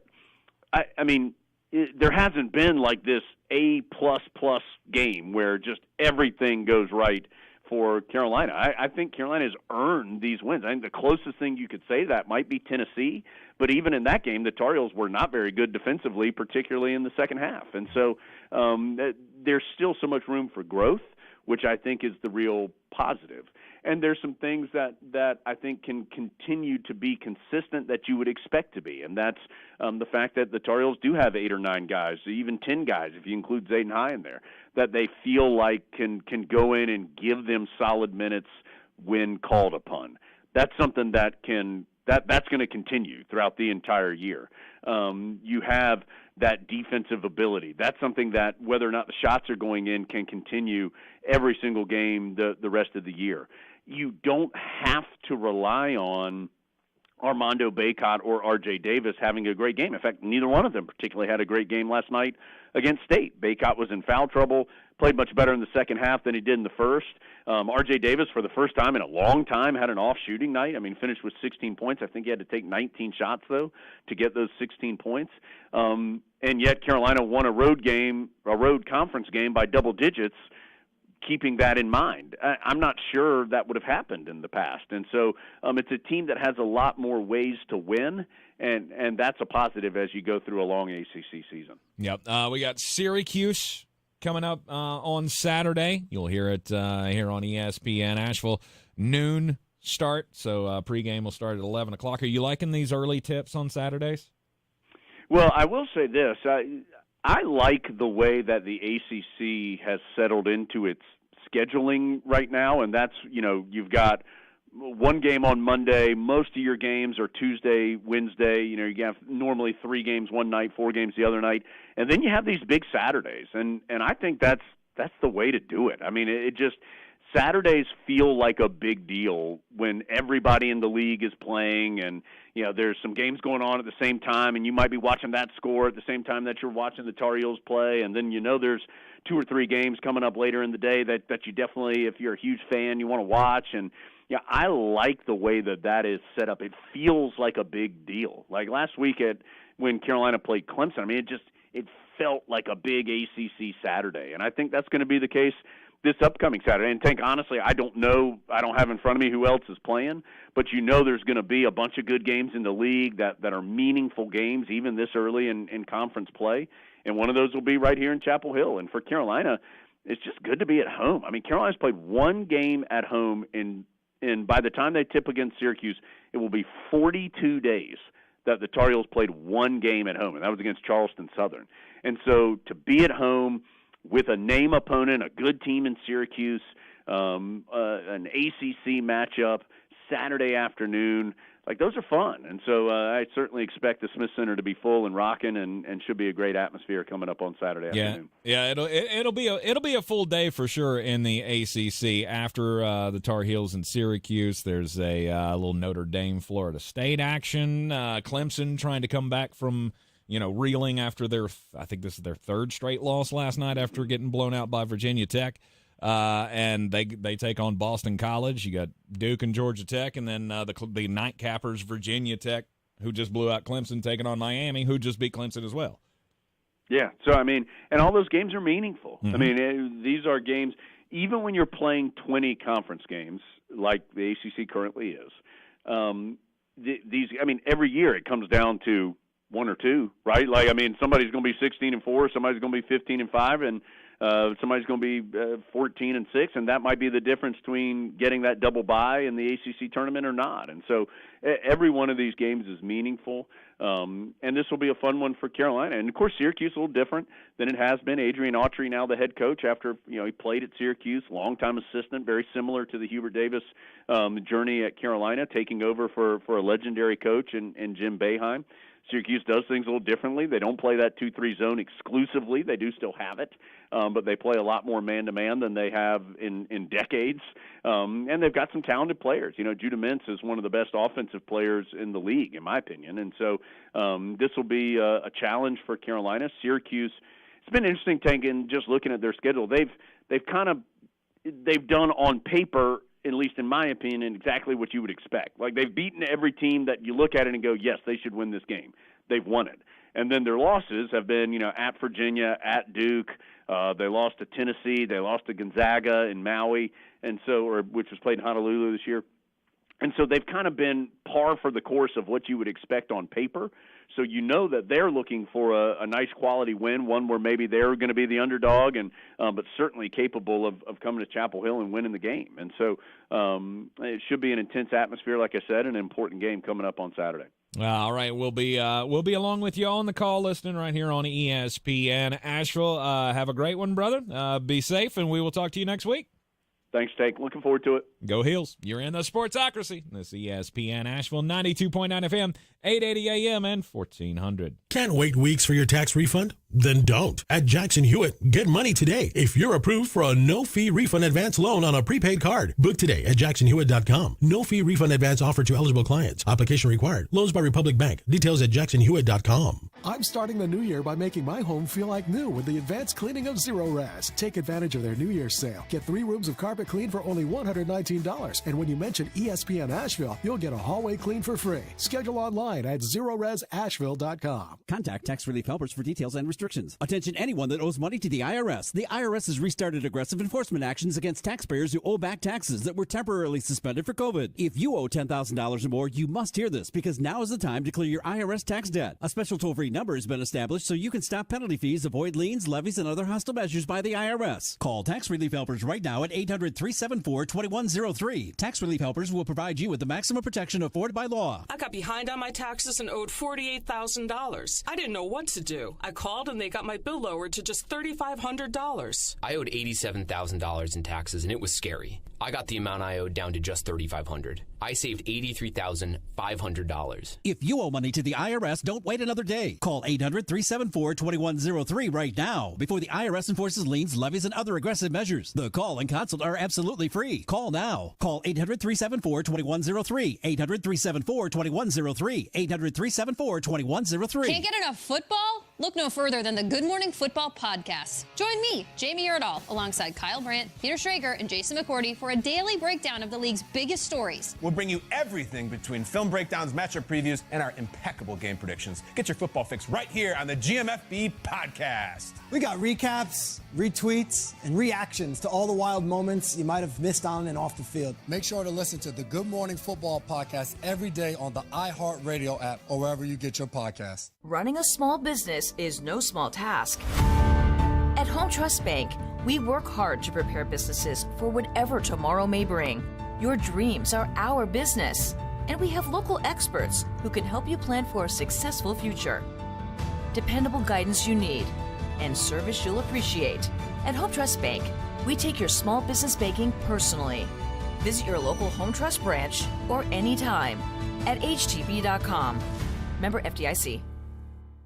If you're looking to buy, sell, or invest in real estate in the mountains, you need to call the agents at Clarissa Sells WNC, brokered by eXp Realty. Check us out online at clarissasellswnc.com. Download our free app on Google Play or the App Store. Type in Asheville Home Search. You'll be able to connect with our team and see all the available homes for sale in our area. For more information, contact us today at 828-774-6343 or clarissasellswnc@gmail.com. Who's gonna break the news? Who's gonna break the news? Who's gonna break the news? Who's gonna break the news? Back in the Sportsocracy on ESPN Asheville. What's the breaking news, Jeremy? We have two. The first, Ohio State wide receiver Marvin Harrison Jr. is entering the 2024 NFL Draft. No shocker. This was always the way this was going to go. There was talk that the NIL collective had come up with some outrageous amount of money, and they were going to try to keep him at Ohio State for another year. As soon as the Will Howard thing came out, which, by the way, that is the most interesting story that we have not talked about. Didn't want to pay Cam Ward, willing to pay Will Howard. Mm-hmm. Didn't you get one of them markedly cheaper? Not as much cheaper as you would think. Really? I would think that would be about half. It's a head scratcher, Clark. It's a head scratcher. But Marvin Harrison officially into the NFL Draft. He is my number one player in this class. Wow. Number one player overall. Joe Alt, the offensive tackle from Notre Dame, is my two. Mm-hmm. So Arizona Cardinal fans, potentially Washington Commander fans, you may officially rejoice. That was never going to happen. Maybe Chicago Bear fans. Right. Who knows? That was never not going to happen. He was going. It was more realistic than you think. Yeah. Let me rephrase that. It was much more realistic than you're acting like you think right now. I don't know if you're doing that. No, I just never bought the whole Ohio State's definitely going to pay him $20 million to come back and play one more year. $25 million was never happening. Right. Okay, that's what happens when the interwebs takes a story, runs with it, and it becomes absolutely untrue. Mm-hmm. Even when they talked about him and Williams or Henderson, which Travion Henderson. Yes, Henderson. And that he would be getting big money too. Well, notice Travion Henderson has not declared for the NFL Draft. Oh, sure. That should tell you it's more realistic than you think. But it was never going to be that realistic, in my opinion, for Marvin. Not that it was number, a cool story. but it was out there. Yeah, they tried. It was a cool story. You got some headlines while you were doing it. Maybe you did really consider it at one point. But overall, it's, dude, you need to go. Now, that is the bigger story in terms of the top handful of picks of the draft. I can physically not see a way that Marvin Harrison falls out of the top 4. Mm-hmm. I think he could go at 1. There's a possibility he goes at 2. And his drop dead spot's 4 to the Arizona Cardinals. Now, we also had another piece of breaking news during Tar Heel time. Okay. Quinn Ewers, the Texas quarterback, is officially coming back to school. Yes. Now, that has several tentacles to it. One, is Arch Manning really going to sit there for his first 2 years behind Quinn Ewers? I don't believe he will. I don't know, but I won't be shocked if there is a equal and opposite reaction to this. The other tentacle of this, the Chicago Bears just got another little prop in their possibility of another heist of the number 1 overall pick. Here's why I say that. There are a lot of evaluators that are as scared about Caleb Williams as I am. There are a lot of evaluators that don't see superstar potential in Drake May. Jaden Daniels is getting to the point that practically every person I talk to, he is the safest of all, but that's only one of the 3. The Michael Penix college football playoff performance, I ain't the only one that's scared to death. Bo Nix, I ain't the only one that doesn't believe in him. Quinn Ewers was kind of the one that was out there that a lot of us really believe in the arm talent. A lot of us really believe in the high side. It may just not be available immediately. And we were looking at him potentially with the Atlanta Falcons and the Minnesota Vikings, both picking in the top 11. There's only one domino left to fall. And it may be the most confusing of all of them. And that's J.J. McCarthy at Michigan. And I'm going to go ahead and tell you, I don't think you're going to hear about that until we got a pretty good handle of what's going on with Jim Harbaugh. Because if Harbaugh comes back to Michigan, I would say J.J. McCarthy comes back. Then you get into basically a 3 to 4 horse race for who the number 1 quarterback next year is going to be, whether it's Ewers, McCarthy, Shedeur Sanders from Colorado, although some of the zeal kind of fell off that rose halfway through the season. Because people started seeing what I did. Hey, will you stop turning your back to the line? It's kind of like closing your eyes while you're driving. It gives me the angina, and I wish you'd stop doing it. Mm-hmm. And then Drew Aller, the quarterback from Penn State. A lot of people really love the talent. They don't necessarily love the tape. Mm-hmm. But that offense was pathetic. Right. So, but this takes one away. So if you're looking at Minnesota, you're looking at Atlanta, especially with us talking today about Bill Belichick possibly being the new coach there. It made that number 1 pick more expensive. One of the worst kept secrets in the league, nobody is coming off that Carolina Panther offer to Chicago. All right, so when we did the mock draft, I said it was going to be, I had Atlanta moving up to number 1. Yes. They gave up 8 this year, they're 1 next year, and a 2 in this class. And a lot of people said, oh, Atlanta can't get up there for that cheap. Before today, yes, they could have. Now, it's getting a little tougher. Look, this is a imitation league. So, seeing what happened to Carolina and how badly that went, a lot of teams are really reticent to do that. And if you go back and look at the history of teams trading for the number 1 overall pick, it ain't worked out nearly as many times as you would want it to. So, there's always been a gun shyness to it. We love doing it in mock drafts because, well, Chicago's got Justin Fields, and they can get 1 billion picks. And Bears fans go into PFF's mock draft simulator and go, look, I got us 27 picks. Okay, it's completely unrealistic. It's really annoying. Stop flooding my social feeds with this. I do think this revs up the possibility that a team falls in love with one of these quarterbacks and does make a move. Mm-hmm. Has to go get him. Atlanta has to trade up. They have to go get the quarterback for Bill Belichick. Atlanta has to do something. Mm-hmm. It doesn't have to be a rookie, and I'm not so sure that Bill would want it to be a rookie. especially in this class, because it's not great. Stephen Tao already said we all know this is Beard's least favorite quarterback class. It's not so much that as it had so much potential, and then you had so many guys that are either now going back or didn't really live up to the potential that I thought they were going to have. Right. If you remember, I never had Bo Nix in the first round. Never. Not one time have I ever said Hated that. him. Bo Nix on the road. J.J. McCarthy he's different. The stats don't really tell the story because it is a run-heavy offense. If he goes back to Michigan, now there are 3 first-round quarterbacks, period. There's nothing else there. One. There's nobody else you can fall in love with. That doesn't mean that you won't have 2 more go in the first round.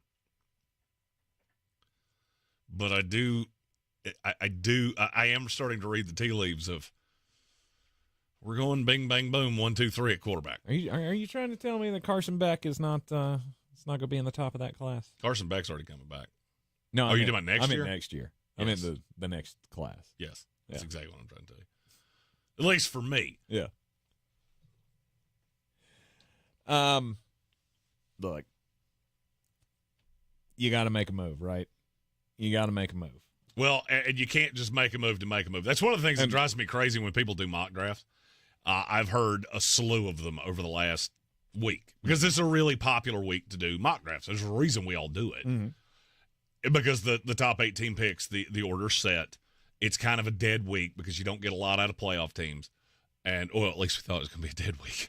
Then the coaching cycle went, ha! And just slapped us all right in the face. Right. The reason that we do that is because you want to give the teams that are out of the playoff hope. So they have to go in watching playoff games this week that their team's not in. Well, you got a mock draft that'll make you feel real good. I keep seeing Bo Nix go in the top 15. It's not going to happen. It's just not. Penix might. Bo Nix won't. Mm-hmm. Unless there is a team that is absolutely hammered drunk. I mean, look, Tyson Alualu went in the top 10 one time. 4th round grade. That's what I had on him. I heard the name and I went, no, this must surely to God be a misprint. This is another one. No, sir, it's not. Did we not learn from Kenny Pickett? Right? And that's a really good example. The older quarterback thing that's, well-traveled. And then, it's just, I've never bought it. I'm not buying it with him. I could have bought it with Penix, but not after the injury.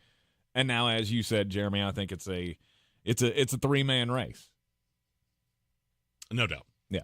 And Quinn Ewers made the right choice. It's a 2-man race. And I think Quinn Ewers made the right choice here. Coming back to school. I don't know that I agree with you. It's a chance to be the number 1 quarterback in the next class. You're also losing Jonathan Brooks, Jatavian Sanders, Xavier Worthy, and A.D. Mitchell. Yes. And BT Dubs. You're going to the SEC next year. I think this could end up biting him in the keister. There's a chance. I mean, have you looked at Texas' schedule next year? Oh, it's rough. There ain't any. There's not any Baylors on that bad boy. Don't get too many Iowa States in the SEC. The one thing this cements to me is Arch Manning will be transferring somewhere. I don't be so convinced. I don't think I mean, that's just not the way it works anymore, right?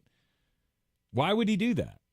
Why would he sit for another year and just have the 1 year? To me, it's just it's a hell of a risk. Don't be so I mean, unless he is objectively as bad as we have heard. He is not as bad as you've heard. They went into a college football playoff semifinal with him as the backup. Then if he's not and that the bad, only backup, then he ain't staying. This is not a contest. Quinn Ewers didn't come back for a contest. It's not a position battle. No, Quinn Ewers is the starter. Exactly. No doubt. And so now Arch has to figure out what am I going to do? Am I going to be the good little soldier? Am I going to hang around? Or am I going to go to USC? Or am I going to go... Well, USC's already got a quarterback. I don't know. Yesterday. And I go to Ohio State. Can I go somewhere? Ohio State's already got a quarterback. Not a whole lot. That's just what I'm telling you. There's not a whole lot of chairs left in this cycle. Would you say no to Arch Manning? Because you have Will Howard? Yes. I have a 5th-year senior quarterback that's losing a ton of their weapons. Mm-hmm. I'm going to do that.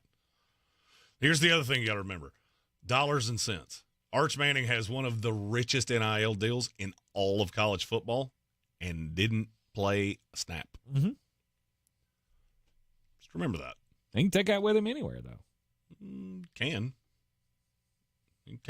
Or, I mean, I hate to use the Brian Regan line here, but it's kind of like when the fat kid was playing Little League and he figured out that he still got a snow cone even if he only played half a game. And he decided, you know what? I'd rather just play half a game because I still get a full snow cone. I don't get half snow cone. I get full snow cone for half a game. Sit on the bench in the fourth inning with a little chatter. Let's hear some chatter. All right. We'll see. You're in the Sportsocracy. This is ESPN Asheville, 92.9 FM, 880 AM, 1400. This is your Exergen Temporal Scanner weather forecast on ESPN Asheville.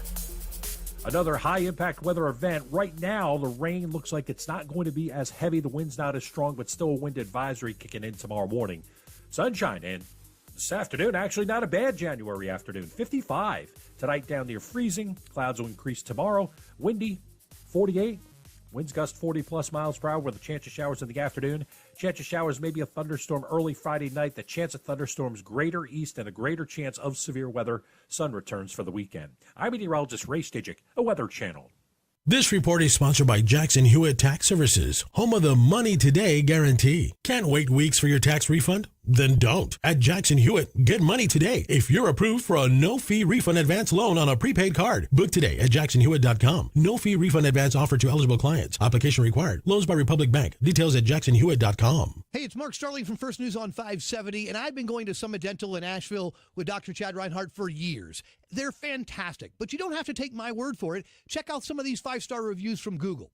After searching for a dentist for months, I finally found this place. I needed some serious dental work, and they got me in within a week. If you're anxious about going to the dentist, I assure you this is the place that can give you a new outlook on having dental work done. They're upfront, honest, and caring people who only want the best for their patients. You gotta check out Summit Dental in Asheville with Dr. Chad Reinhardt, home of the comfort menu. Over 50,000 police officers are assaulted each year. Help police by not escalating. Address any complaints after the encounter. Comply now, complain later. Keep everybody safe. This message brought to you by the National Police Association. Learn more at nationalpolice.org. With all these new winners at the North Carolina Education Lottery Winners Club, we need to decide who's in charge. We need a top prize winner. We need someone who's good with words, like us crossword winners. If elected leader, I will extend the hours during which all winners can use the diamond-encrusted hot tub. Yes. New scratch-offs mean new winners. This month's tickets are packed with $130 million in total prizes. The Winners Club awaits. Must be 18 to play. Approximate overall odds of winning range from 1 in 3.22 to 4.51. Problem gambling helpline 877-718-5543. The free iHeartRadio app has over 100 commercial-free stations waiting for you right now. Like Alternative Rewind, where alt rock began. Just search Alternative Rewind and listen now on your free iHeartRadio app. Free never sounded so good. If cleanliness is next to godliness, look around the car right now. Is that very godly?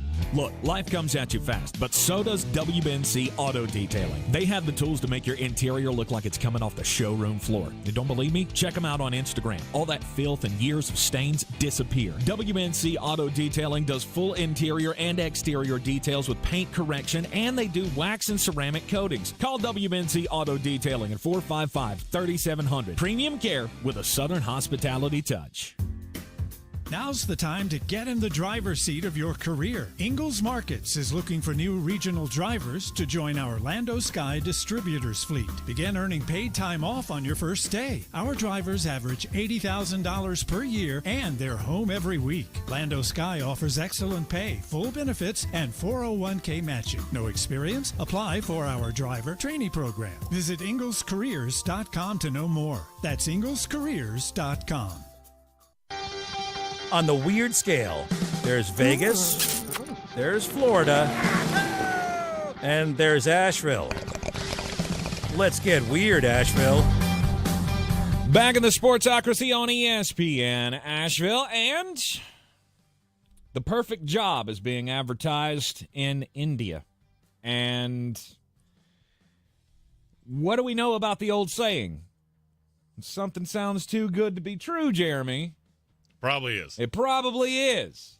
If you were, thumbing around, you're looking for a new opportunity, new career opportunity, kind of bored with the job that you have, and you see an ad that says, Hey, men wanted. Okay? I'm a man. All right, the job, I will pay you 18,000 rupees, which apparently is a lot of money over in India. It doesn't sound like it doesn't sound like a lot of money, but I mean, it's per month. I was about to say that's $216. So it's like $216 a month they're going to pay you to impregnate a woman. That's the whole job. Like, apparently, we're having such a hard time in this area that we have to just reach out to the masses to find somebody. This feels like crime. To impregnate a woman. So, obviously, the dumbest among the population reaches out and said, I could do that job. I'm thinking of one specifically that I'm pretty sure has had sex 6 times and has 5 kids. This sounds like a job that would be earmarked for him. So they reach out, they answer the ad, right? I could fill this job.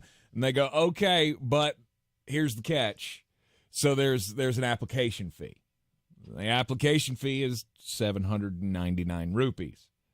Wait a minute. Then, once you get through the application process, there's further steps that you have to take. Of course, when the agreement came out, you should have known this was fake. The report here has a copy of the document that was given to the guy, and I swear it looks like something I could have created on Microsoft Paint. He's not a computer feller. It's got like clip art, like little stamps, like 24/7 service and notary, like stamped that you got off of like a clip art website, because that makes it official. They put the guy's picture on this. It kind of looks like, you ever seen one of those Crime Stoppers ads at Walmart? It's like on the door. As you go out, it's kind of got the headshot, like the mug shot of the guy. It's got his picture. It probably actually is his mugshot. And then it's got a picture of just some guy in a cop's uniform. And then it appears that the signature is that of Oprah Winfrey.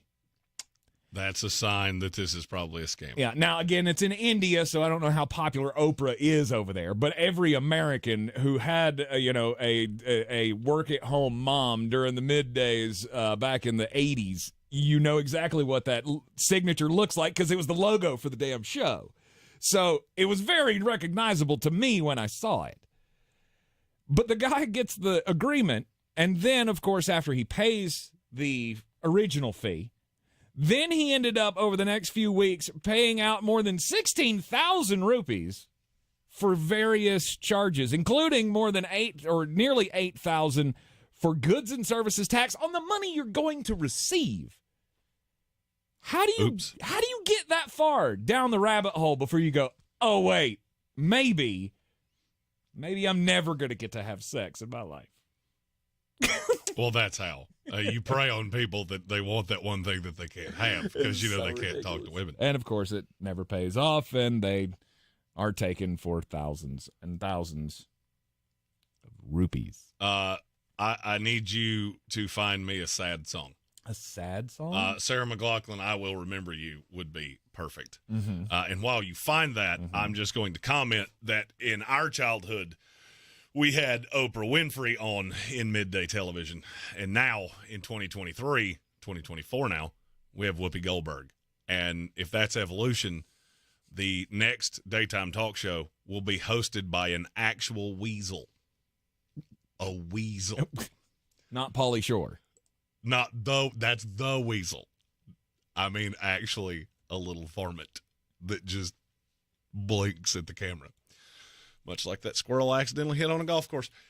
My story is, it was with a golf ball. I didn't do it on purpose. My story is about something that we all loved as a child. And I'm going to take you back to the great 1990s. Probably applies for before that as well. But you stop at the gas station. Your mom hands you a crisp $5 bill.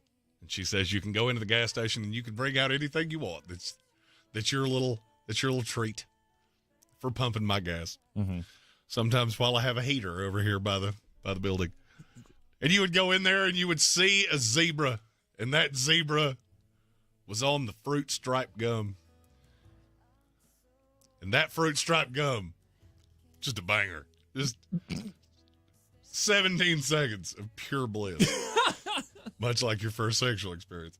Oh. At least in Tank's case, I've made it to a minute. Because I tried really hard. Fruit stripe's gone. It's dead. It's dead. You know who killed it? We did. God. We did. With our jokes. Because we're joke makers. We made fun of its ED of flavor. And then it couldn't last for more than 20 seconds because that's what it did. Yeah. But it was so good. And the fact that it turned into like pure spackle. Oh, here's the in thing. Your mouth. It didn't have a gum texture. It was a different kind of gum, okay? It was different than your Wrigley's or your Spearmint. It had the texture of drywall, and it would break into bits when you tried to chew it, and no amount of saliva could change that. That's why you had to have like 6 of them just to make it. 100%. You had to chew half the pack just to get the flavor. Not half the pack, a third of the pack, right? Because it came in the big 24 slices or whatever. I said what I said. I got a big mouth. But those dynamic flavors, cherry, orange, peach, which I was today years old when I found out there was a peach. There was not. Lemon. Okay, you want me to tell you why you went out of business? Lemon gum. Say that out loud. Wet and wild melon was a part of my childhood, and it's gone. It's gross. It was so gross. It was awesome. That was one of those things your mom gave you 50 cents to go. And by the way, $5? Your mom gave you $5 back in the early 90s to go to the gas station? We've already established that I had a slightly different childhood than you did. I said, wow, that's a lot of money. Hell, you could buy a whole thing of Pringles for $1 back then. Tank, I was an athletic man, and I still became a fattest. You were a fattest, and the most athletic thing you did was get out of bed. Yes. Yes. Well, you're not the same. It ended the same way for completely different reasons. Right. But no, you got 50 cents. I've got 50 cents to my name. What can I get? Oh, fruit stripe gum. And the first time you had it was the last time you had it. That's lie. Lie. Fruit stripe was awesome. I'd have a pack right now. If you find a pack, why would you have bought that when the Bubblicious was right next to it? I mean, I liked the Big League Chew because, I wanted to be an adult when I was a child. So get you a big old chaw of strawberry backer and let's go. Grape was better. You're not wrong. Bubble tape was better than any of it. So there's no doubt. Yeah. And that didn't last long at all. No. You just opened up the thing and just stuck the whole thing in your mouth. I mean, that was the original TikTok. There's no merit to it, and it doesn't last very long. You will be missed, fruit stripe gum. Yes, we will miss you. We will miss you, even though I actually didn't know that they still made you. Bingo. I was today years old when I found out that didn't get discontinued like the mid-90s. Time to play either, neither, both. We've got a lot of changes in the news cycle. I almost made myself cry as I was doing that big emotional thing. That's impressive. I was an actor in high school. I used to have the ability to cry on like sight. You used tweezers. Don't lie. No, I didn't. You used the Joey Tribbiani tweezer school. I really didn't. Actually, what I did would make you sad, and I'm not. Oh. Yeah, I thought about sad things. Yeah, you thought about it. And it worked, and then it worked too well, and I couldn't stop, and so you'd get into the next scene, and I'd still be crying, and that's how Jeremy's acting career went, much the way of Stephen A. Smith's playing career. Give you... See what I did there? We'll talk about that later in the show, too. Mm-hmm. All right, let's get into it. Either, neither, both. I'm going to start with a question that's one of the biggest stories, obviously, of the day. Which coach would Alabama fans actually be happy with? Mm-hmm. All right, we already said this with Dabo Swinney, and I agree. I think if the hire's Dabo Swinney, you're going to see a lot of gnashing of teeth in Tuscaloosa because it just doesn't work. You can't come into the SEC and think you're not going to go into the transfer portal and continue to win. And I think Dabo would be unveiled. Yes. That's not really the one I'm curious about. It's the two hot prospects. We all know Lane Kiffin's a fallback. Mm-hmm. It's a good fallback. It's your Alabama, so it should be a good fallback. Yep. Dan Lanning, Mike Norvell. Either, neither, both. Alabama, the fan base, would be happy with that hire.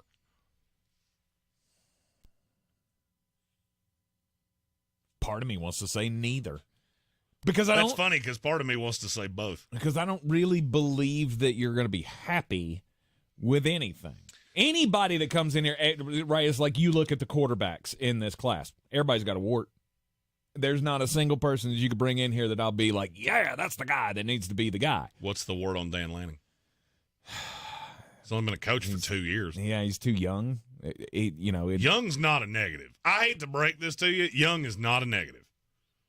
Glenn Schumann was the number 2 candidate. As soon as this news broke and the odds came out, the defensive coordinator at Georgia, who is 30 years old, was the second most likely to get this job. Now, then Vegas went, hey, that's stupid, and nobody bet it, and maybe we should fix that. Young's not a problem.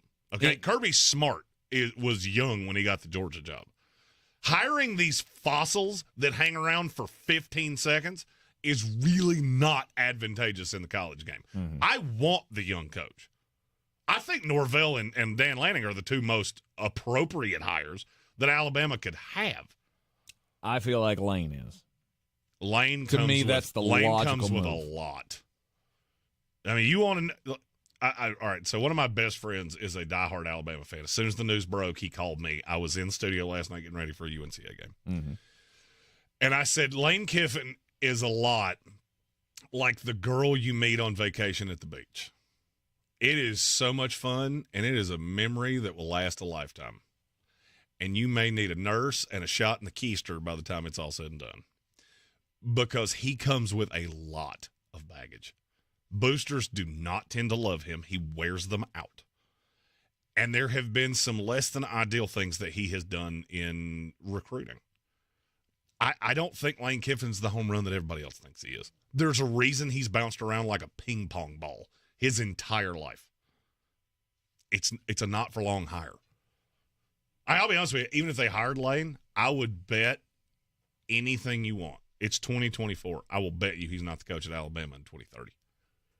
And that's not what I'm after. Yeah. I'm after somebody that's going to see this as a destination job that I can have for an extended period of time. Because I'm looking around the national landscape going, that's what everybody else is going to have. It's what Kirby Smart, he's going to be, if he ain't coming here, he's going anywhere. Yeah. So he's going to be there for a long time. Dabo, I don't love him, but if he doesn't come here, he's going to be at Clemson for a long time. Right. I feel like there's very little incentive for Kirby to leave Georgia. I don't disagree with you. I also don't think there's much more you can do at Georgia that's going to change the profile of him. Like you just said, they'll bury him in the graveyard with Uga right now. Yeah. They're not building a new one to put him in, okay? Right. You'll get statues regardless. And I'm just saying he would listen. I'm not saying he would take it. Oh, he would listen. I think, like I said when we were talking to Chris Womack, he would listen just out of respect for Nick and the fact that he has respect for Alabama because he'd been there, right? He was an assistant there. But you still didn't answer my question. Yeah, sorry. Either, neither, both. Which one would actually excite the fan base? I will say Dan Lanning over Mike Norvell. And I'll say both. Norvell took what Alabama views to be an inferior program. They felt this way with Bobby Bowden forever. That Mama calls is going to happen, and Bobby Bowden's going to wind up in Alabama. It never happened. And I almost feel like that would be a nice consolation prize, that you got the guy that brought Florida State back to national relevance, and he's way younger. And he does crush the portal. Yes. I don't know how good of a coach he is. I don't know that as a Florida State fan. Although there was a time in his life where he had cornrows, and I don't know that I can have that leading my team in Alabama. That's just ridiculous. Yeah, we've been through that. Nobody cares. All right. Goofball. He's a great coach, though. And there's no doubt. I think he's the best you can hire. Yeah. See, to me, I believe this goes on for a little bit. And when I say a little bit, I mean into next week.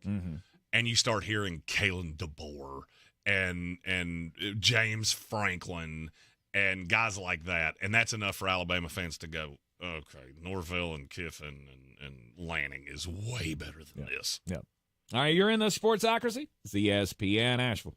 Finding great candidates to hire can be like, well, trying to find a needle in a haystack, but not with ZipRecruiter. Its powerful technology actively finds and invites qualified candidates to apply to your job. So while other companies might deliver a lot of hay, ZipRecruiter finds you the needle in the haystack. See why 4 out of 5 employers who post a job on ZipRecruiter get a quality candidate within the first day. Try ZipRecruiter for free at ZipRecruiter.com/free. That's ZipRecruiter.com/free.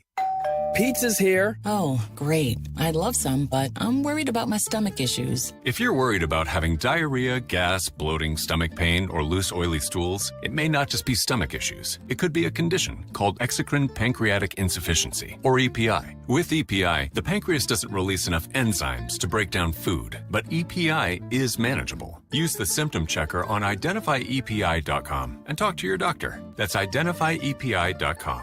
Sponsored by AbbVie. God, I'm so stressed. It's a brand new year and our business is busier than ever. Ooma. What is that? Meditation? I'm recommending the Ooma cloud phone system with auto attendant and more than 35 features. Ooma? Yep. Switching to Ooma is a cinch. Starts at $19.95 per month per user, plus taxes and fees. Ooma. Now you're feeling it. Visit Ooma.com. That's OOMA.com to learn more. Ooma. Smart communications for the smarter business. Showtime Sports and Mountain Graphics have teamed up under new ownership by an Asheville native to better serve our community with the finest custom apparel and unique branded items at the best price. Showtime Sports and Mountain Graphics can customize whatever you, your team, business, or local group may need through high-quality screen printing, embroidery, and laser engraving right here in Asheville. Free personal delivery within Buncombe County and a reduced delivery fee anywhere in Western North Carolina. Visit ShowtimeSportsAVL.com and MountainGraphicsAVL.com. Your one-stop custom apparel shops. If you're looking to buy, sell, or invest in real estate in the mountains, you need to call the agents at Clarissa Sells WNC, brokered by eXp Realty. Check us out online at ClarissaSellsWNC.com. And did I mention that Clarissa Sells WNC loves teachers? We love teachers so much, we're giving back 25% of our commission at closing. For more information, contact us today at 828-774-6343 or ClarissaSellsWNC@gmail.com. The best season of the year is here. Tailgate season. Monster Brewing presents this season's MVP. The Beast Unleashed. With 4 bold, familiar flavors. With 0 caffeine and 0 sugar. Beast Unleashed is your new pregame ritual. With white haze, mean green, peach perfect, and scary berries, there's a flavor for every fan. The Beast Unleashed. 6% alcohol by volume. Unleashed responsibly. Must be 21 or over. Beast Unleashed. Available at your local retailer. It is ESPN Asheville. We are the Sportsocracy, and we're playing either, neither, both. I got a couple of questions here right before the top of the hour, Jeremy, that I want to get to. Going down the same path of coaching changes. Pete Carroll, all right? Yesterday at the press conference, that didn't sound to me like a guy who's done. So either, neither, both, this time next year, Pete is, or I guess a few months from now, Pete is coaching, he's advising, or he's in the media. Advising. You think so? I don't know who would hire him. That's the problem, because he is 72 years old. I can't find the placement, because I don't think that wins a press conference the way that Arthur Blank wants to win it, the way that Bill Belichick does. Mm-hmm. I saw Divine Comedy earlier say L.A. I mean, I got news. And, yes, he did make L.A. care about football. He ain't the first person to make L.A. care about football with USC. Doing it at USC and doing it with the LAC is very, very, very different. Mm-hmm. And I don't buy it. I've heard that conspiracy theory. I just don't buy it. But the thought would be there that that's the fallback. Like if something falls through with Harbaugh. Because who else could get them interested? You would have to go through 5 candidates. Before you get to Pete? Yes. Okay. You'd have to go through Harbaugh. You'd have to go through Ben Johnson. You'd have to go through, I mean, you might go all the way through Bobby Slowick before you got to Pete Carroll. Mm-hmm. Because he's 72 years old. And okay, so he comes does he in. Does he not get similar platitudes? No, he's not getting the same, but does he not get similar platitudes that Bill does? I don't think he's going to a job that would give him platitudes.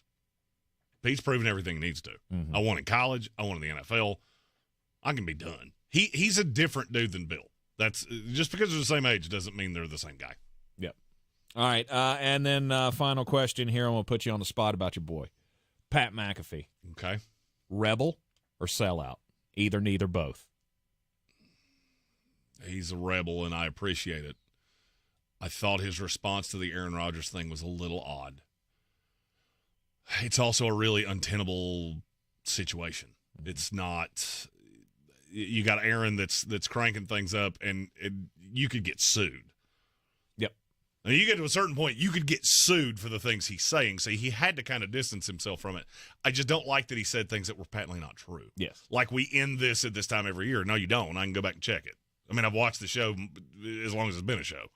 So I think it was one of those times that he was put in a situation he didn't really know how to get out of it, and he thought if we just pass it off, that it'll go away. Mm-hmm. And you get to a certain point in the media where you're so big that you don't have the opportunity to just say things and it die.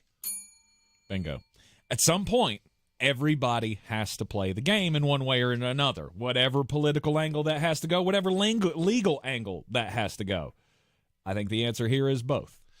And I don't think he was necessarily playing the game. I think he was tired of the hoopla that it got. And I think Aaron was probably tired of the hoopla it got. That's how you and I see that differently. Mm-hmm. I think Aaron wanted out of it for the rest of the year, and Pat went, I got this.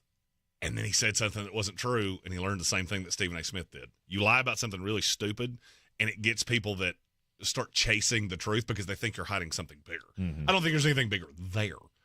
It is what it is. Yep. And I love Pat, and I think Pat will be fine. Yep. But he is not a sellout, and I will fight that to my dying day. All right, you're in the Sportsocracy. That's ESPN Asheville. This is your Exergen Temporal Scanner weather forecast on ESPN Asheville. Another high-impact weather event. Right now, the rain looks like it's not going to be as heavy. The wind's not as strong, but still a wind advisory kicking in tomorrow morning.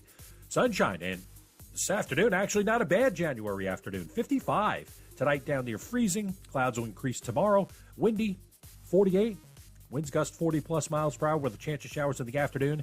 Chance of showers, maybe a thunderstorm early Friday night. The chance of thunderstorms greater east and a greater chance of severe weather. Sun returns for the weekend. I'm meteorologist Ray Stijic, a Weather Channel.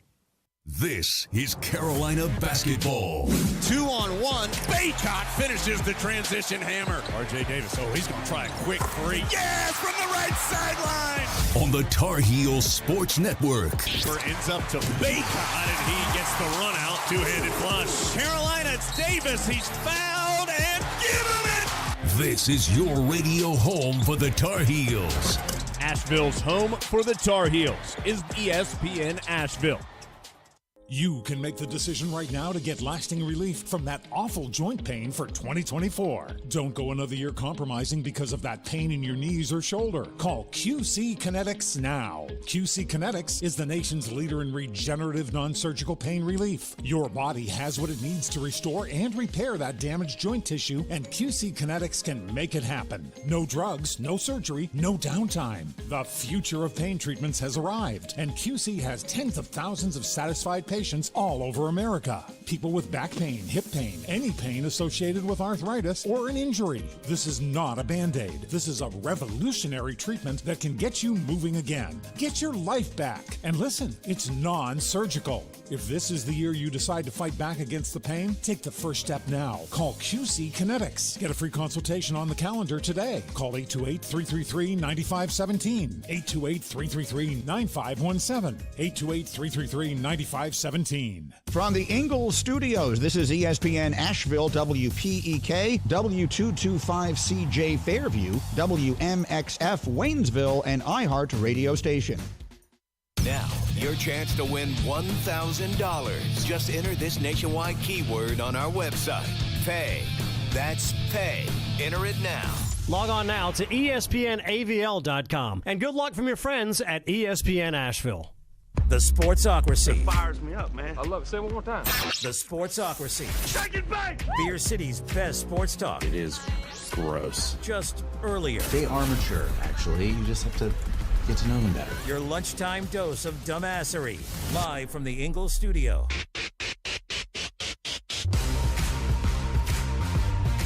We're back in the Sportsocracy on ESPN Asheville. It's 92.9 FM, 880 AM, 1400. The Sportsocracy heard everywhere around the world on the iHeart Radio app. And, of course, you can see us live in the Ingalls studio on YouTube. just go to thesportsocracy.com, click our live video link in the middle of the page, subscribe to the channel, and that'll get you into the chat, also get you alerts whenever other extra content goes out on the channel here. And daily draft today. Best coaches of all time. We've had massive turnover in the last couple of days in the NFL. And I mean, it is just, it's hit a level now that I never expected. I never expected to see Pete and Bill and then Nick Saban on the college ranks all go out at the same time. It kind of makes sense. They're all the same age. In fact, I think Pete might be a little older than the other two. But it's been a historic period of change. It's going to be as we go forward, and who's going to replace the legends. It's always one of the most difficult things to do in sports is replace a legend, which got us to thinking about who are the best coaches of all time, pro and college football coaches, greatest of all time. And this is just our personal lists of, I think you've lost 3 of the top 20 from their current jobs. I don't think Bill is done. Nick is done. Mm-hmm. Pete, I believe, will have to be done. But I could be wrong on that last one. Right. I think you've lost 3 of the best 20 ever in 24 hours, which is unheard of. And I don't know that you're wrong about that. I mean, definitely in the modern era, right? If you're discounting years gone by, right? The old you ever had school. 3 in the same day? No. I'm saying with them making the all-time top 20 list. Well, 2 of them should be 1 and 2. Mm-hmm. The only debate there is where you put the third one. Right. And I'm probably higher than most. Right. All right, so you want me to have first pick? You go. Go ahead. All right, I will take Nick Saban. To me, it's Nick Saban, and it's only Nick Saban because of the last few years. All right, if Bill had said goodbye with Tom when Tom left and he just went, I don't want to do this anymore, and he went out, we would never know. But now we know. You would have had empirical evidence. Cleveland, that went poorly. And but would you have dug back? Would you? I mean, I dug back when Tom was you going would out, have so. dug back, but the most of us would have went, well, I mean, he grew as a coach over 20 years, and that was the thing.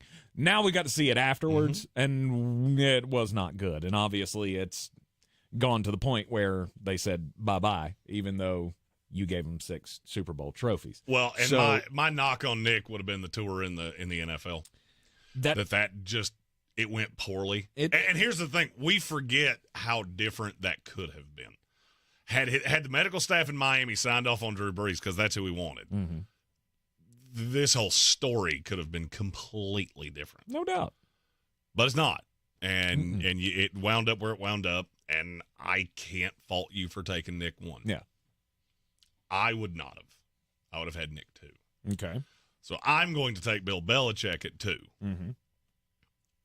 You just look at a dynasty like that in the NFL, it's just different to me than college because college really has no filter system that will keep you from reeling off a dynasty. Nick did it at a level that really nobody else has ever done it. But you get 25 scholarships a year, like Chris Womack said.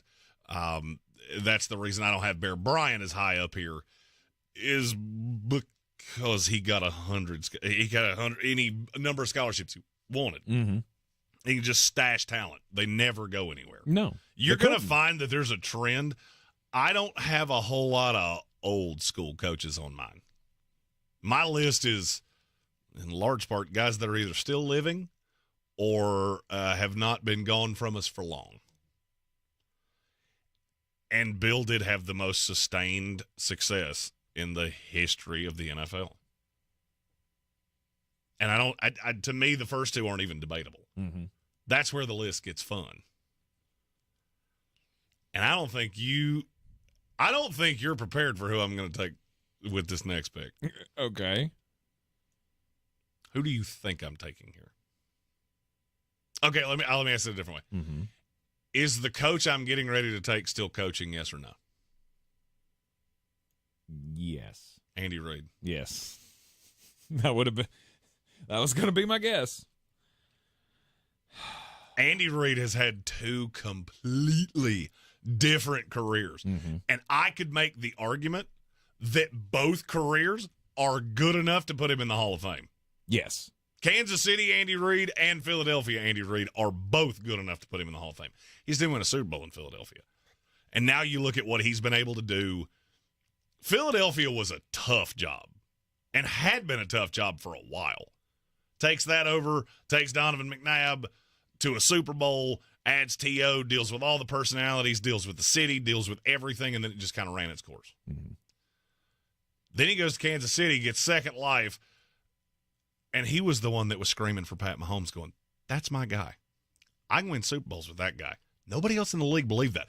A lot of people did behind closed doors. Nobody was willing to give up the draft capital. The New York Jets weren't willing to take him at 5 or 6, or I don't remember where they picked right there. It was when they took Jamal Adams. They were not willing to use the pick they had because they thought it could go so badly. But they believed in him behind closed doors. Andy Reid was the champion that went, mine. Mine, and I'm going to go dominate for an extended period of time. And guess what? He ain't done yet. And I don't think he's close to done yet. Everybody talks about his age. He's still in his early 60s. If he coaches to just when Pete and Bill got put out, we still got 7 or 8 more years of this. Right. You could have that could be several more Super Bowl rings. Oh, yeah. Yeah. It's a great pick. It feels weird.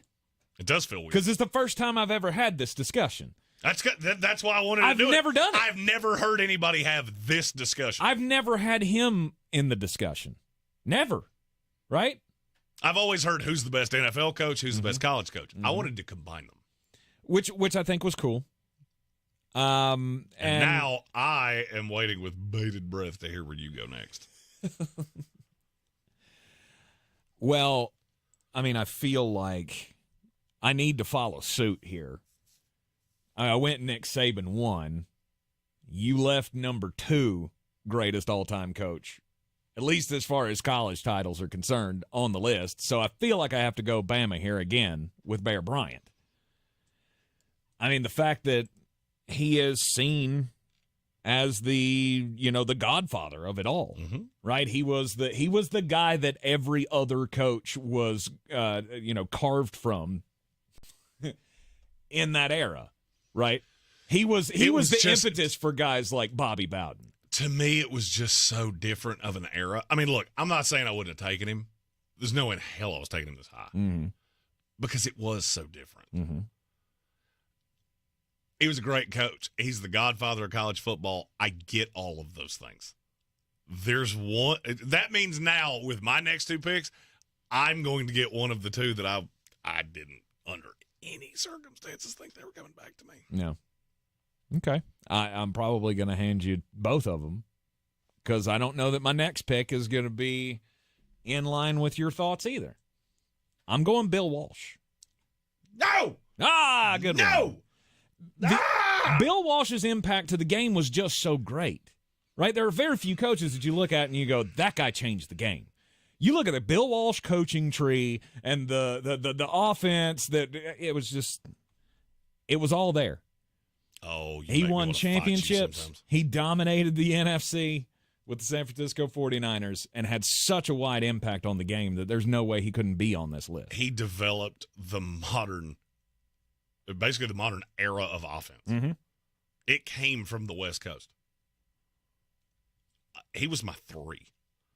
I didn't think you would do it, so I thought, I can push that off to the next 2. Because I knew you would take Andy Reid. I know how you feel about Andy Reid. I thought I could push that one off. I'm actually impressed you came up with that one. Not so fast, my friends. That's a phenomenal selection. Changes what I have to do now, and it makes me angry. Ruh-roh. There's one that for me is going to just keep falling because I can't do it. I mean, I think obviously you have to go Don Shula. That's a great one. Don did it for a really long time, and he went all the way up into a pretty modern era. I mean, he got to mid-90s? and had an unbelievable eye for Hall of Fame quarterbacks. And for some reason, I almost feel like Bill Belichick has kind of made you forget how good Don Shula actually was. He won 67% of his games. Mm-hmm. That's 2 out of every 3 he was a winner. And he won 2 Super Bowls. The big knock on him is that he couldn't get to Marino to 1. Bingo. That wasn't 100% his fault. There were never receivers on that team. Mm-hmm. That's one of the great what-ifs to me is, what if you had just gotten Dan a guy? Right. One guy that's better than Irving Fryer or the Duper, Right. the Duper Clayton Marks brothers. Yeah. Or O.J. McDuffie. Just give me something. Give me the 4 from the Dallas Cowboys. That would have been fine. Right. But he never did. He never got that go-to weapon, that no-doubter, right? But there again, Tom Brady only had that once, right? He only had that no-doubter. He had Rob Gronkowski and Randy Moss. That's true. Okay. I was thinking Randy Moss as the only no-doubter wide receiver he ever had. Arguably the greatest tight end that ever lived and arguably the greatest wide receiver that ever lived. So maybe save that he only had it once crap. All right. Bill Belichick and Tom Brady have haunted my nightmares for the better part of 2/3 of my life. Trust me. There will be no, I forgot about that guy. I can weasel my way into the Lawrence Maroney days. Yeah, I remember that guy too. Wasn't real fond of him either. You painted me into a corner with Bill Walsh. Mm-hmm. And it's the beauty of playing my little game is that I have the opportunity to go, I'm going to need a second. Because now I have to figure out who you'll take because there's 3 left that I really want. There's one that I know I can get on the next at the end. There's one I don't feel like I would forgive myself if I didn't take him. But I don't know if you will. Don't try to poker face. You're not very good at it. Maybe. I don't know. You're that guy you want to play poker with because you sit there, you got good cards, and you sit there going, gee! All right, I think that told me everything I need to know. But we got to take a break. Right.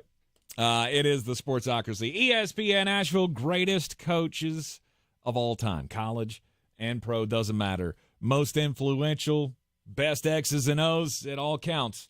We'll continue the Daily Draft up next.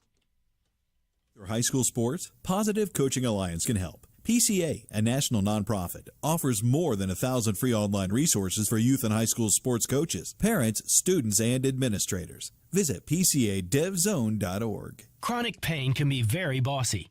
What do I mean? It tells you what you can or can't do. Sometimes it even has the audacity to keep you from working. I missed almost 3 weeks of work, and I was no longer able to play tennis. The pain was really debilitating sometimes. I missed Thanksgivings. Abby was ready to put the bossy bad back in her past. And that's when she discovered QC Kinetics and their non-surgical treatments for pain. QC Kinetics is the nation's leader in advanced regenerative medicine with tens of thousands of satisfied patients, people who have experienced real lasting relief without drugs and without surgery. It has just been the most life-changing, amazing experience. Not only life-changing, but career-saving. I get to continue to do the career that I love. I'm playing tennis again. Stop letting that joint pain boss you around. Start with a free consultation at QC Kinetics.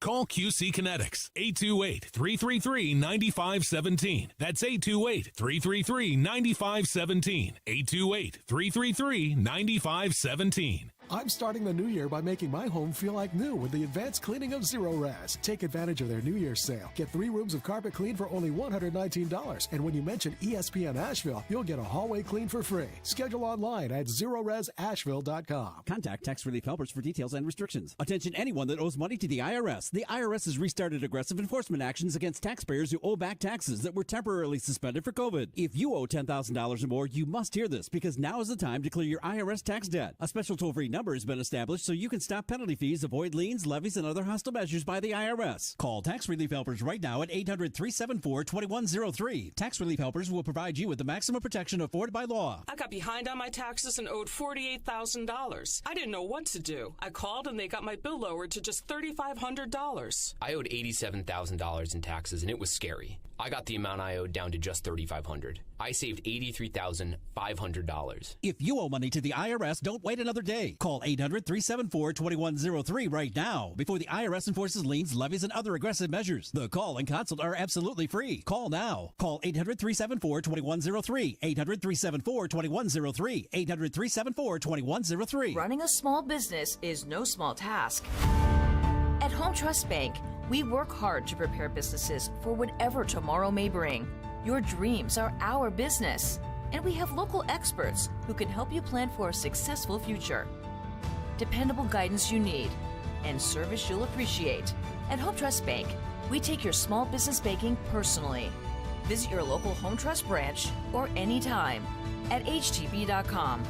Member FDIC.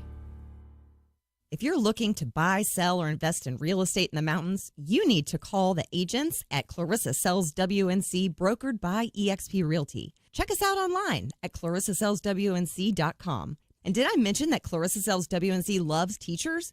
We love teachers so much, we're giving back 25% of our commission at closing. For more information, contact us today at 828-774-6343 or clarissasellswnc@gmail.com.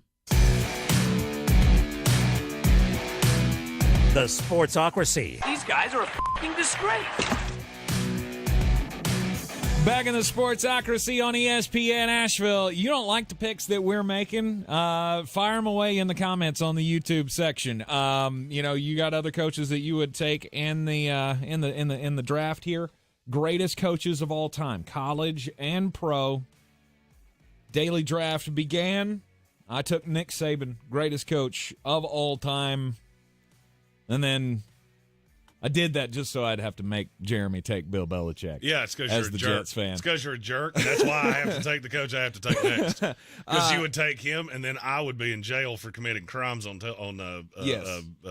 air. Yeah, we've each made 3 picks so far. I took both the Alabama GOATs, then Nick Saban and Bear Bryant. God, I also got the San Francisco 49ers GOAT, Bill Walsh. And now he's using GOAT just to piss me 100%. off, and it's working. 100%. And then you've gone Bill Belichick, Andy Reid, Don Shula, all NFL coaches. Will you take a college coach here? Bobby Bowden. Good for you. Yeah, because I had to, because you would have taken him, and then I would have had to have done crimes. Yeah, there is no shot. Bobby I was Bowden gonna let him come back to you. Bobby Bowden is no less than 20% of the reason I am here right now. Mm-hmm. He is the coach that made me fall in love with college football, and did it over the course of a real long time. The end wasn't beautiful, but the game had changed a lot by then. Mm-hmm.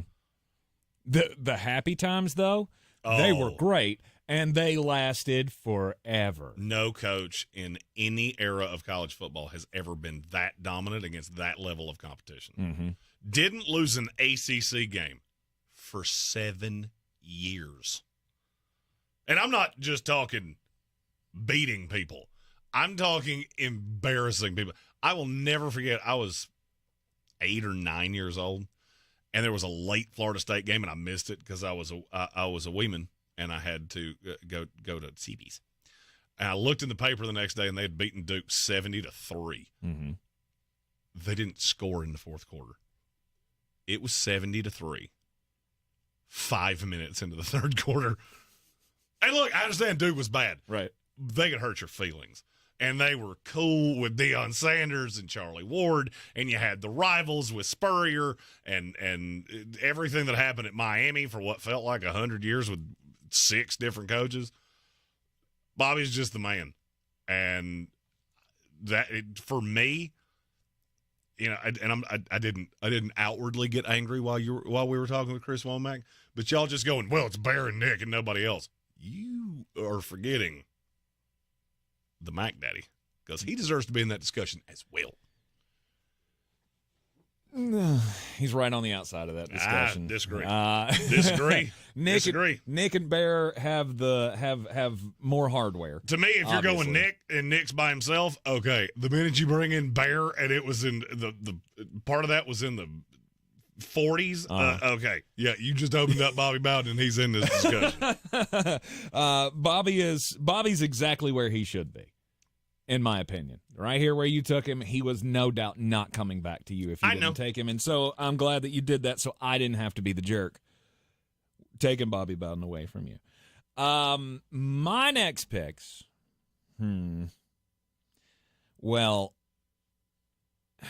one of them has a damn trophy named after him, so I feel like he has to be on the list here somewhere. So I'm going to go ahead and get him out of the way. It's Vince Lombardi.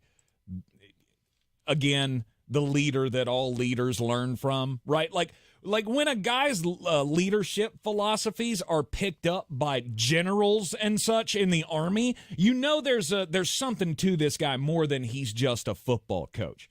I get that he coached in the 1940s and the 1950s, and the Green Bay Packers didn't have all the the level of competition that exists in the league right now, and all that kind of stuff. That's actually not why I didn't take him. I didn't take him because he only did it for 9 years.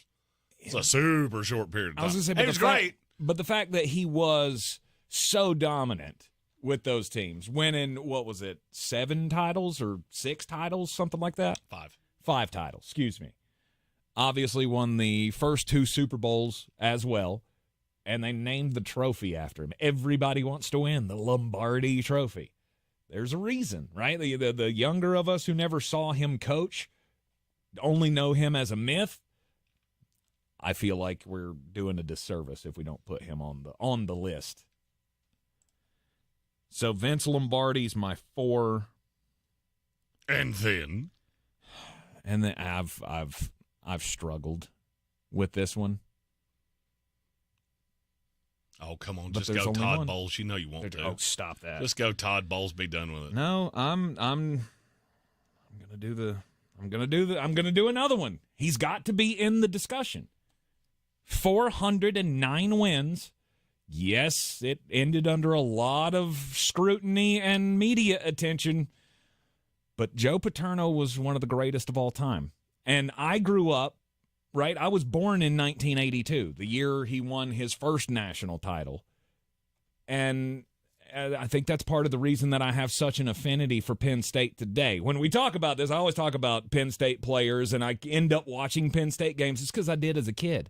Because that was the primo game on Saturday afternoon. I'd watch Big Ten football with little old satellite ears and his goofy square glasses, standing on the sidelines looking like, the old man from Up, coaching the Penn State Nittany Lions to Rose Bowls. He did look like the old guy from Up. Absolutely. You put a little sweater on Mr. Anderson. I always knew he looked familiar. Yeah. My house is floating away. Right. Joe Pa, he deserves a spot on this list. I feel like it's a slight that we've taken him at 10. Or 9, whatever. It's not, though. It's not a slight. Is it not? No. For a guy who kept his team relevant for 30 years?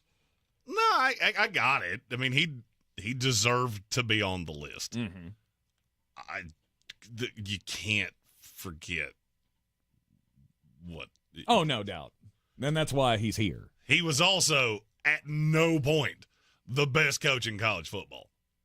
Ever. I mean, the early 80s. Never in his reign was he the best coach in college football. They won 2 national titles. Mm-hmm. Ooh. He won 2 in 4 years. I'm sure at the time he was the guy. Yeah, and I don't really agree with you. You had a lot of dudes back then. Mm-hmm. A lot. Because I would argue Jimmy Johnson was better than him in the beginning. And then you got into Barry Switzer.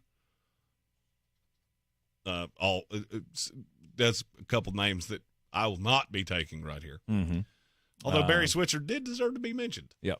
GG Gambling, by the way, says he met Joe Pa, and he was the reason that he wanted to be a football player. Was he 4 foot tall? In my head, he was 4. For whatever reason, Joe Paterno was always like, it came up to my waist. I don't know. GG was 7 when that happened, so he looked like a giant. Oh, I have no idea. That's a point of reference problem right there. Okay, I got to pick two more, and I know who one of them is, so I'll take that one first. It's Bill Parcells. There is no more underrated coach in the history of professional sports than Bill Parcells, and let me tell you why. He did it with two perennial losers. The Patriots and the Jets were perennial losers, and he turned them around. And Bill Parcells, I've used him for years as an example of how I live my life, because once it's done, I'm done. And that's what he did. Giants, I've done it. On to the next one. New England, done it. On to the next one. Jets, I'm going to have a heart attack because this team's driving me crazy. On to the next one. Bill Parcells is an elite all-timer head coach, and nobody will ever appropriately explain to me why he doesn't get the love he deserves. Do you think I took him too high, or are you mad I took him? I'm mad you took him. Okay, I just wanted to make sure. I wanted that to – I almost thought about taking him before Vince and Joe Pa, which strategery I should have. No doubt. You would not have taken either one of them, maybe. I would have taken either one of them had you let them fall to me. Yeah. But I would have been really upset that I didn't get Parcells. Yeah. For me, I got Parcells and Bobby Bowden. It's two best coaches in the history of my own little franchises. So there you go. I feel pretty good. Just so you know, I will not be taking the best in my franchise's history. Oh, come on, Bruce Arians. And Andreas Pinckney said in the YouTube chat, we all know Tank wanted to say Bruce Arians so bad. Mm-hmm. We know. You got one of those goofy little hats in your closet. I've seen it. Oh, the goofy little driving hat. The Kangol hat. Yeah, you wear one of those cool guy hats when you think nobody's looking. Mm-hmm. No, the one that I'm going to take with my... Oh, I still got one more pick. Oh, so. Yeah, you got your... I'm sorry, I forgot you got your sixth pick to do. And I'm between two. Okay.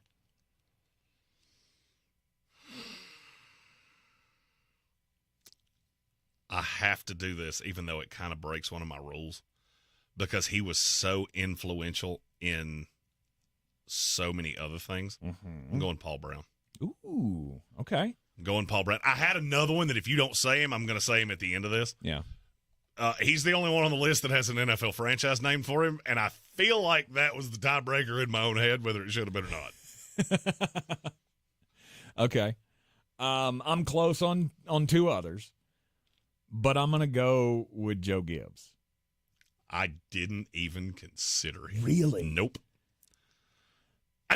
Now that you've said it, I know I should have. To me, the run in the 80s was just so good, and the fact that he did it with different quarterbacks, right? Just rotating in and out, and it was just that ground and pound, just beat you down, tough football.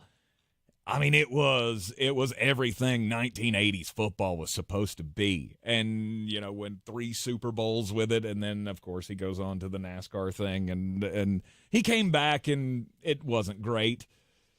But those of us who lived through the early 80s, I mean, it was Joe Pa and Joe Gibbs, right? Your college coaches and NFL coaches were those were like two of the top ones at that time. I felt very sure you were going to take one of the two that I had on my mind. They both coached the same franchise. Mm-hmm. Tom Landry, mm-hmm. Jimmy Johnson. Mm-hmm. Jimmy Johnson's another one that doesn't get the love he deserves.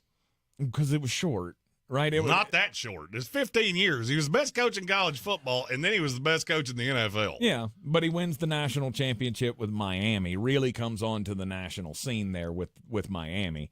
And then he goes to Dallas, obviously the 3 Super Bowls with the greatest team ever assembled. One of them anyway. But then it limped, it limped at the end. He did the Miami Dolphins thing, and everybody just kind of forgot. Now he's just become like the guy on TV every Sunday. Oh, secret time. Name me the coach that it didn't end weird with. In Dallas? No. Period. Oh. Look up and down the list. Name me the coach it didn't end weird with. That's something nobody ever wants to talk about. Mm-hmm. All of them. Nick Saban. Didn't end weird with him. That was he got out. You beat me to the punch. Oh, sorry. I think that's why Nick got out. It's because Bill's one of his closest friends. He's known him forever. And I feel like he looks at Bill and goes, I don't want to do that. Mm-hmm. And this whole transfer portal crap, I don't want to do any of that. And Miss Pat's she's got a cobbler on the oven, and I really want that cobbler. Yes. And we bought a house at the beach. I'm going to go play golf, enjoy my life. Mm-hmm. And I'll be honest with you, I told you this. I knew when he started appearing on McAfee, I went, this is way I don't know what's up, but something's up. Yeah. The Nick Saban, I remember from the early days at Alabama, he would have laughed you out of the room if a yokel in a wife beater and a gold chain had asked him to come on his show. Now, I'm glad it happened because I thought it was great. Mm-hmm. I thought it was going to last longer. I thought we were going to get a couple of more years of the Tom Brady in Tampa kind of Nick Saban, right? The guy who's just stepped back and I'm just here for the long haul. We're going to have some fun in the last few years. Didn't last long. Nick steps out on top to me. That's why he was the number 1 overall pick in today's draft. Greatest coaches of all time. And you know what? That's even a better explanation. He was the one that actually went out on top. Yeah. I can't tell you you're wrong there because you look up and down that list and how many of them, Joe Paterno, Bobby Bowden, do we look at and go, yeah, but it didn't end great. Mm-hmm. You're in the Sportsocracy, and this is ESPN Asheville. This is your Exergen Temporal Scanner weather forecast on ESPN Asheville. Another high-impact weather event. Right now, the rain looks like it's not going to be as heavy. The wind's not as strong, but still a wind advisory kicking in tomorrow morning. Sunshine in. This afternoon, actually not a bad January afternoon. 55. Tonight down near freezing. Clouds will increase tomorrow. Windy, 48. Winds gust 40-plus miles per hour with a chance of showers in the afternoon. Chance of showers, maybe a thunderstorm early Friday night. The chance of thunderstorms greater east and a greater chance of severe weather. Sun returns for the weekend. I'm meteorologist Ray Stijik, a Weather Channel. This report is brought to you by Positive Coaching Alliance. Renewal by Anderson's here. Kickstart the new year with this incredible deal. Buy one window or door and get the second for 40% off. Act now to schedule your free, no-obligation in-home consultation with my team at freewindowassessment.com. That's freewindowassessment.com. Even if you take excellent care of your teeth and gums at home, you still need to see a dentist regularly. And at Asheville Smiles, they have all the latest and greatest technology, which is so important because they are able to catch issues quicker and diagnose more accurately. Many dental problems, they don't even become visible or cause pain until they are in more advanced stages. So when you are thinking about 2024, you need to make sure that you think about your overall health and make that dental appointment. World-class dental care with a hometown feel. It's AshevilleSmiles.com. The free iHeartRadio app has over 100 commercial-free stations waiting for you to explore right now, like Alternative Rewind, where alt rock began. R.E.M., The Cure, Depeche Mode, Pretenders, Talking Heads, and more.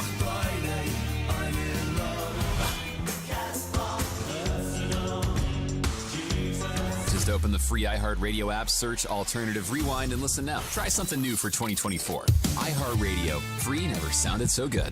Enjoy the best of Asheville's food scene during Asheville Restaurant Week, January 16th through the 22nd. More than 40 local restaurants will offer special menus from casual to fine dining. Show our local restaurants some love. AshevilleRestaurantWeek.com. Showtime Sports and Mountain Graphics have teamed up under new ownership by an Asheville native to better serve our community with the finest custom apparel and unique branded items at the best price. Showtime Sports and Mountain Graphics can customize whatever you, your team, business, or local group may need through high-quality screen printing, embroidery, and laser engraving right here in Asheville. Free personal delivery within Buncombe County and a reduced delivery fee anywhere in Western North Carolina. Visit ShowtimeSportsAVL.com and MountainGraphicsAVL.com. Your one-stop custom apparel shops.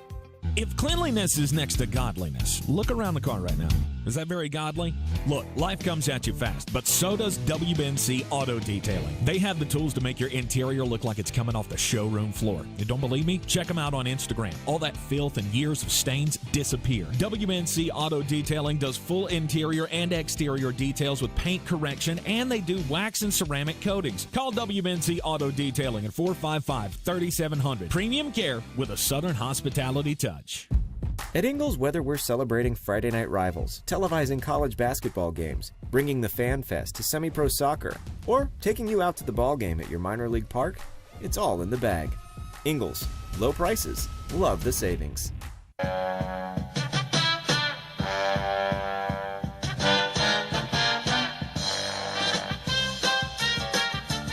Welcome back into the Sportsocracy here on ESPN Asheville. It's time to play the fun game, Jeremy. You love doing that goofy I do. radio. It's so much fun. Do you do that making fun of other people in radio? Is that like why that? Well, I mean, it really started out. That was my first radio voice, right? Like I would do this at like wrestling tournaments when we were in high school. We'd travel to the wrestling tournaments, and I would do like play-by-play to get everybody to crack up while we were doing it. And here comes the guy with the tightest singlet of the day. It was really my break into broadcasting. And so, yes, it becomes fun for me, especially when I do hear people that talk like that on the radio, and I could go, I used to do that as a joke. But no, I mean, 1970s, that was everything. You were on television. You had to have that voice like, hey, welcome into the dating game, ladies and gentlemen. It's time to play Matchmaker in the NFL. Head coaches, where are they going to land? That's the big question here as we move forward. So, I mean, I guess start at the top with Bill Belichick. We don't think that's going anywhere but Atlanta, right? I can't really figure out a way. I just don't see a match anywhere else. I mean, I guess Seattle to a point, but then we've been through that with he doesn't want to live on the West Coast, and that eliminates the Chargers. Brady eliminates the Raiders. I think Washington would be of interest, but then I get to what is Bill's biggest downfall? Quarterbacks and drafting. Oh, you mean the two things that Washington must figure out immediately? Yeah. I don't buy it. So, yeah, I would say the match for the Atlanta Falcons, and it's the obvious one on the board. Arthur Blank's made the run at the high-end coaches before, and I think this is the time that he gets the guy he wants. Let's go to Seattle with the Pete Carroll decision.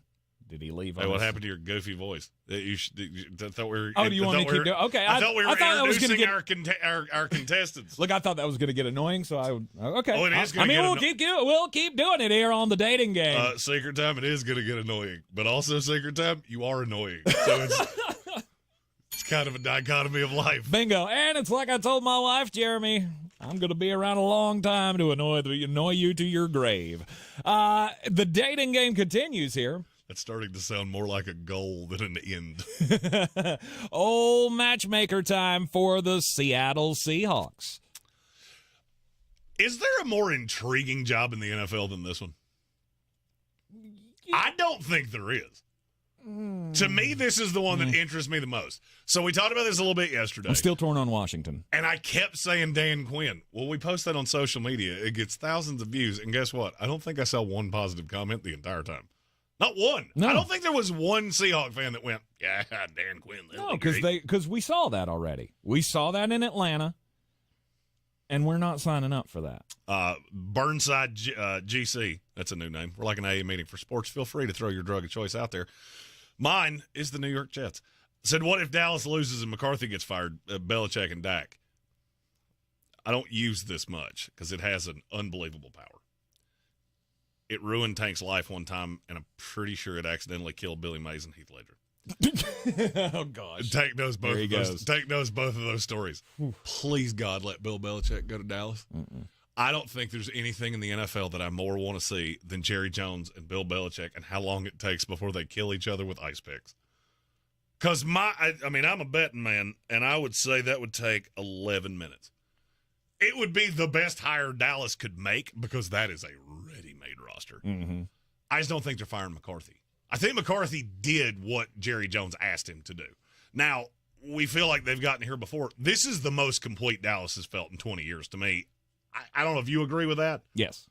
I mean, I'm going all the way back. I mean, as a matter of fact, I'm going further back than that. I'm going all the way back to the Aikman days when they were winning Super Bowls. But I think that's why I'm on the other side of you. If he does not win a playoff game, well, they'd have to get smoked by the Packers for this to even be a discussion. I don't know if I don't even know smoked. You lose on a last-second field goal to Jordan Love of the Green Bay Packers, I think they're going to send you packing. But the offense was better. That's his deal. Mm-hmm.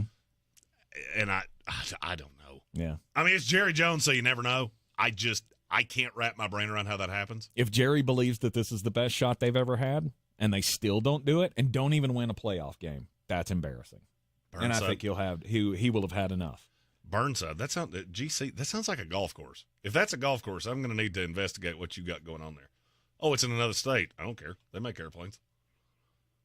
We're pulling up on the NFL offseason, folks. Jeremy's going to be made a little scarce after the draft. He's going to try to burn some vacation days during the baseball doldrums. Yeah, the only thing you're going to know of me in May and June is the butt impression in this chair and the smell of the product in my hair that will last long after I'm gone. All right, let's check to another eligible bachelor. Go ahead. Okay. Next up, let's go New England Patriots. Well, we didn't finish Seattle. So. Oh, I thought you did. No, I said they didn't want Dan Quinn, and then we went on a tangent. Ah, okay. Sorry. Okay, so who is the match? From the best I can tell, it seems like every Seahawk fan really wants an offensive coach. Ben Johnson's the one that makes the most sense. I don't know that he wants you as much as you would want him. Because there are more – I think there are more ready-made places that you can win right now than Seattle. You make the call. I think he would come out for an interview.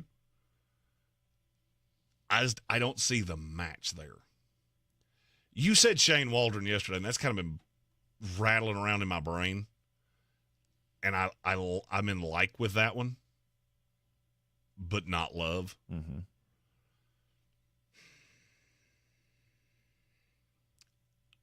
Do you have one?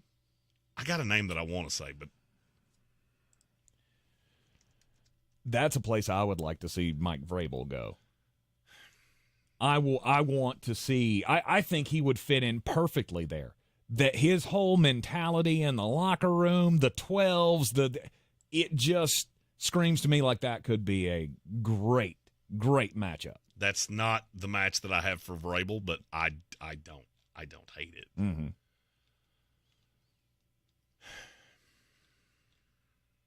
I don't hate it. It's just so hard for me to find a match there. Mm-hmm. Because Vrabel's a defensive guy, too. And to me, if I'm going to hire one, I would rather have Dan Quinn than Mike Vrabel.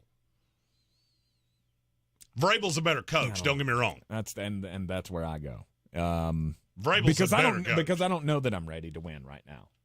I don't know that I'm that close. I mean, you're a quarterback away, yeah, but I don't know. You're on the cusp, I guess. I guess with the right quarterback, sure, you could be in that discussion, but I don't know. I'd rather have Vrabel. And say, I told you there was a name I wanted to say. Mm-hmm. Since we've come up with nothing better, I'm going with Frank Smith and the Miami Dolphins. Okay. I'll tell you why. You look at what he's done with two really fast receivers, and yes, I understand that Mike McDaniel has his thumb on the – I get it. It's better this year than it's been in the past. Mm-hmm. And people in Miami really want you to know Frank Smith has a lot to do with it. What do you think he'd do with DK Metcalf, Tyler Lockett, and Jackson Smith and Jigba? Oh, by the way, I got two running backs in Kenny Walker and Zach Charbonnet that I think would fit perfectly in that offense. Mm-hmm. So you know what? Screw it. I'm going with Frank Smith, bringing Wink Martindale with him as a DC. Oh, I like that. That's the landing spot. I love that. Another great match by our matchmaker, Jeremy Green, here in the Sportsocracy on ESPN Asheville. Next eligible bachelor situation here, the Washington Commanders. This is not going to make people here very happy. It's Ben Johnson. Mm-hmm. To me, Ben Johnson is the perfect match. And here's why. Who Sam Howell really reminds you of? And why is it a mobile Jared Goff? It's not a bad comparison. He found a way to bring Jared Goff out of the doldrums, and I have a weird feeling he would find a way to do it out of Sam Howell, too. You got to boost up the line. You're really going to have to invest in that. And Ben had a great line in Detroit. But you get one more weapon in that backfield because I think Brian Robinson could be the David Montgomery of that offense. Mm-hmm. I've got three weapons. I think Washington's weapons are better than Detroit's. As a unit? Just the wide receivers. Oh, just the wide receivers. Okay. It wasn't. I'm not comparing Sam Laporta and Logan Thomas here. Thank you. I drink. Sometimes it's in the morning, but it wasn't this morning, and it wasn't that much. Right. I mean, maybe with the bum knee, they're comparable. You could cut Sam Laporta's leg off. I'd still take him over Logan Thomas. But in terms of the receivers 1 to 3, I like Washington better, and I think he could do all kinds of things with it. Mm-hmm. And I think Washington would give him the platitude. Yeah, he could be inventive. He can find a lot of ways to make that work. That's my favorite landing spot for him. Mm-hmm. Next up, the Tennessee Titans. This one's hard because I keep hearing what Amy Adams Strunk said about a new vibe and all this, and I can't help but think you're going a young offensive guy. I don't think it would be Frank Smith. You talk about handcuffing a guy. Hey, no weapons. Hey, you're the offensive guy, but here's what you got to work with: is DeAndre Hopkins and a bag of footballs. Make chicken salad out of that. Can't wait to see it. I'm going Bobby Slowick. Mm-hmm. I'm going Bobby Slowick because I think what he could do with Will Levis would be really, really good. And I think that's what Amy Adams Strunk is after. I think she's after young blood, the young, hotshot coach. Because, for lack of a better word, Tennessee has always kind of felt like a little sister. That's a team that's been really good. How many Titan fans you know? Eddie Fox. End of message, repeat the line. I feel like they need their own identity because they've always just been good but not spectacular. And I think that's what she's trying to say. She's not doing a good job of it, but I think that's where she's after. So I'll go Bobby Slowick, and he brings in a vet defensive coordinator. Who that is, that's a good question. I don't know. The Los Angeles Chargers. Jim Harbaugh. Oh, God. Oh, sorry. I didn't even let you finish the Las Vegas. We don't even really need to talk about that. The Las Vegas Raiders. Okay, this is the first time that I've had to ask, are you asking me what they should do or what they will do? Okay, what should they do? Antonio Pierce. Antonio Pierce, keep Champ Kelly as the GM, let the momentum continue to roll, and if it goes poorly, then 2 years from now you make a change. Mm-hmm. But the thing you don't want is a second opportunity where you've had an interim coach and part of the fan base looks at that and goes, that's what you should have done for the next 2 years. Mm-hmm. This is going to become a trend, and they will turn on Mark Davis.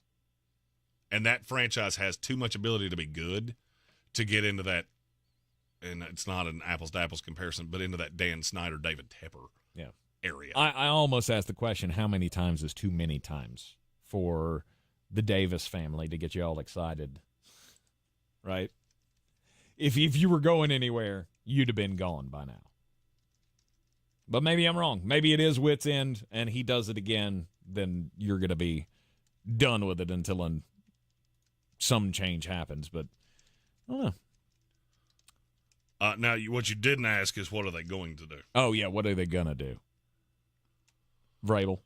I think so. Tom Brady has taken a really vested interest in using his sway as an owner. Mike Vrabel's one of his best friends. Every person I have talked to in the last 24 hours has said, watch Vrabel in Las Vegas. Do I think that's the right call? It depends. Because could I see a path where you bring in Vrabel and Antonio Pierce has a prominent role somewhere? I just don't know where. Because you're blocking Patrick Graham from interviewing anywhere else. If Pierce is the defensive coordinator, then, does that satiate the team? I don't know. Yeah, I would just give it to Antonio Pierce and lather up and do it again because you were way better the second half of the year than you were the first. Yeah. But I really feel like it's going to be Mike Vrabel. Okay. And then what? We just got the one more left, the Carolina Panthers. And this is, I'm glad you did them last because it really worked to, I'm afraid this is how this is going to go for you. That you want Mike Vrabel, he goes to Vegas. You want Bill Belichick, he goes to Atlanta. You want Jim Harbaugh, he goes to the Chargers. You want Ben Johnson, he goes to the Commanders. And then you're just sitting here going, okay, well, what do we do now? And you end up making a hire that is, how do I put this delicately? Uninspired.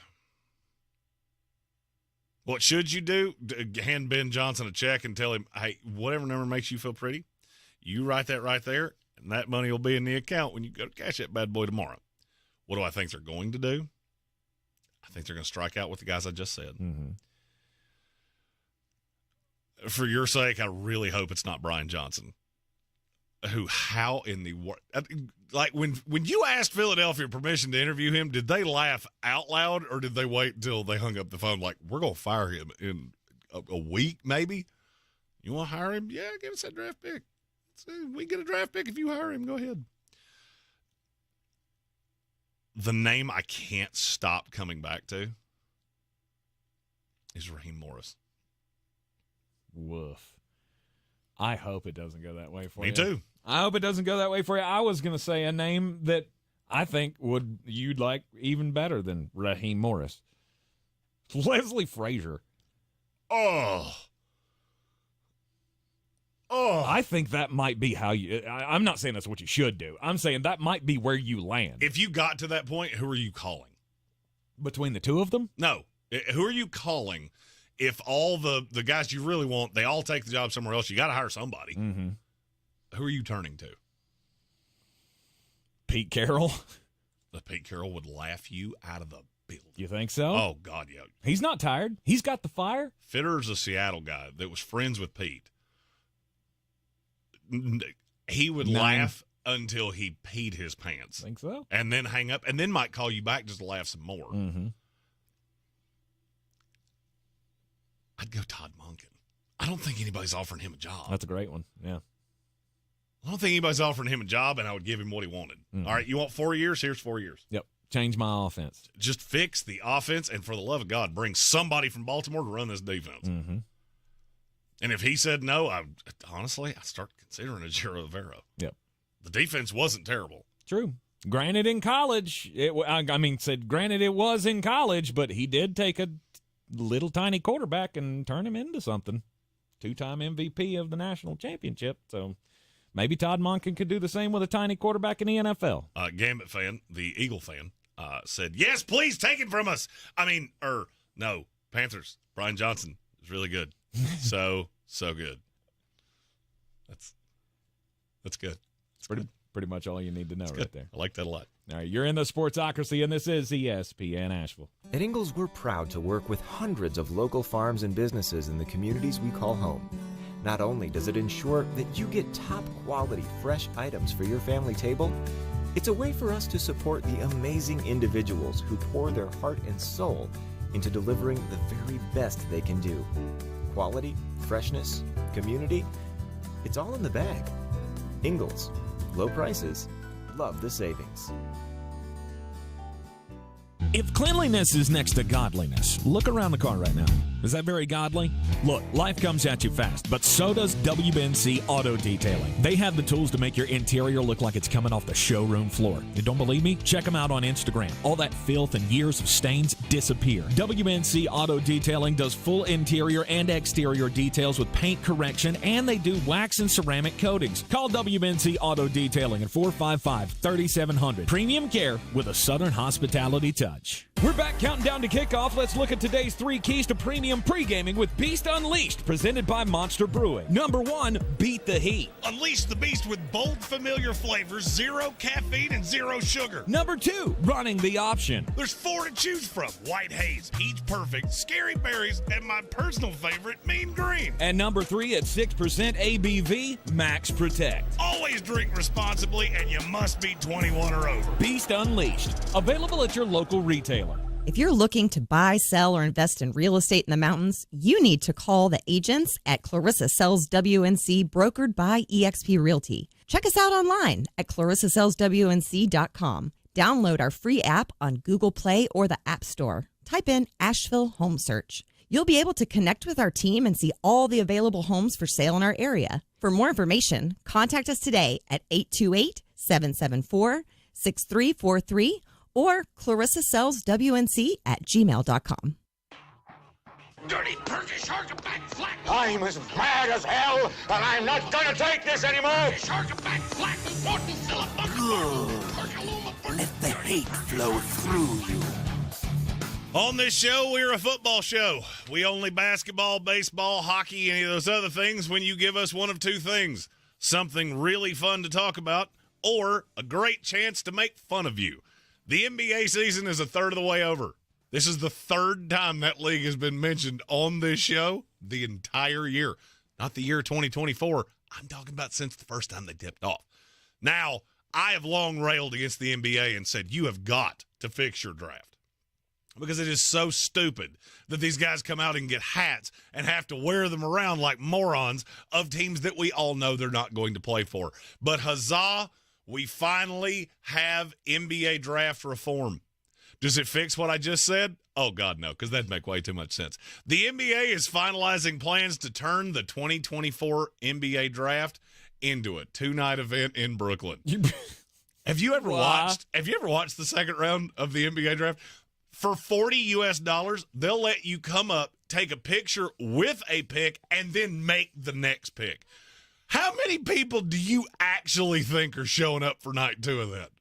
That will get less viewers on night 2 than the Bomani Jones show got in any given day ever. The NBA can't help itself. You know why nobody cares about your sport? Because you have really bad leadership from the top. And this is just proof positive of why. This would be like the Major League Baseball draft saying, hey, you know what? We're going to put all 3 rounds on ABC. 4 people just got really excited, and the rest of the world went, well, guess we're not watching ABC that night.